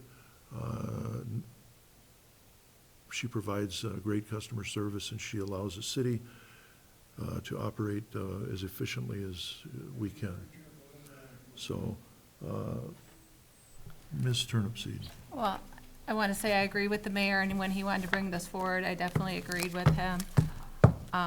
She does a wonderful job. She has a lot of roles, and she has really proven herself. Does anyone have any questions? Thank you, sir. She Alderwoman came from the Frank. county building, right? Correct. Yeah, so, I mean, she has a lot of knowledge, a She lot of did come with experience. a lot of knowledge, yes. She did. And I think for whatever reason, I don't want to put words in Sarah's mouth, but for whatever reason, when she came on board, I think that it wasn't going to be a three-year look at how she did. I think it was going to be a lot shorter, but unfortunately, politics maybe play a part in that decision as to whether or not you're going to recognize people and you're going to reward them accordingly. So I've seen her, I work with her daily, and, you know, I think she's a great asset and a great employee to the city of Belvedere. So that's why it's in there. I had asked the city clerk for the information. She had also, we had a conversation about her predecessor, and I do believe that she's every bit, if not more, provides every bit, if not more, value for the city. Alderwoman Gramkowski. Thank you, Mayor. You've certainly made the case for her. I'm sure she is well worth it. The other thing I would like to say, and this is, you know, correct me if I'm wrong, but I see some of the other salaries, like for the detectives, administrative assistant, the fire, those seem kind of low to me. I'd like to maybe see if we could revisit those. Well, you know, that is a good point, and when I had, last year, I had made an attempt to increase or look at some of the salaries, and they aren't the only ones, but you're right, they are, I think one of the aldermen said that they're almost like not a standard of living wage, and I've had some discussions with the department heads that, you know, they've marketed, they've represented that to me. I fully understand that, but I also understand that we can't do all of them. And we have a shortfall here, and we still have we're gonna have, we have some issues out with our Medicare and Medicaid. I think they're not gonna be hopefully as bad as what we thought, but they're still gonna be a big hit, and there's a lot of other things. We're not gonna be able to, I'm just not gonna be able to do it, no matter what. I think we do have to be prudent. In this case, I know that she has a lot of responsibilities here with the city, and the amount that we're asking is probably 3 years overdue. It's what we paid her predecessor 3 years ago, and I would say this individual is every bit as good, if not better. So, but you're right. You're right. When I look at these, I'm well aware of it, and some of the department heads will tell you they've made me aware of it, and I get it.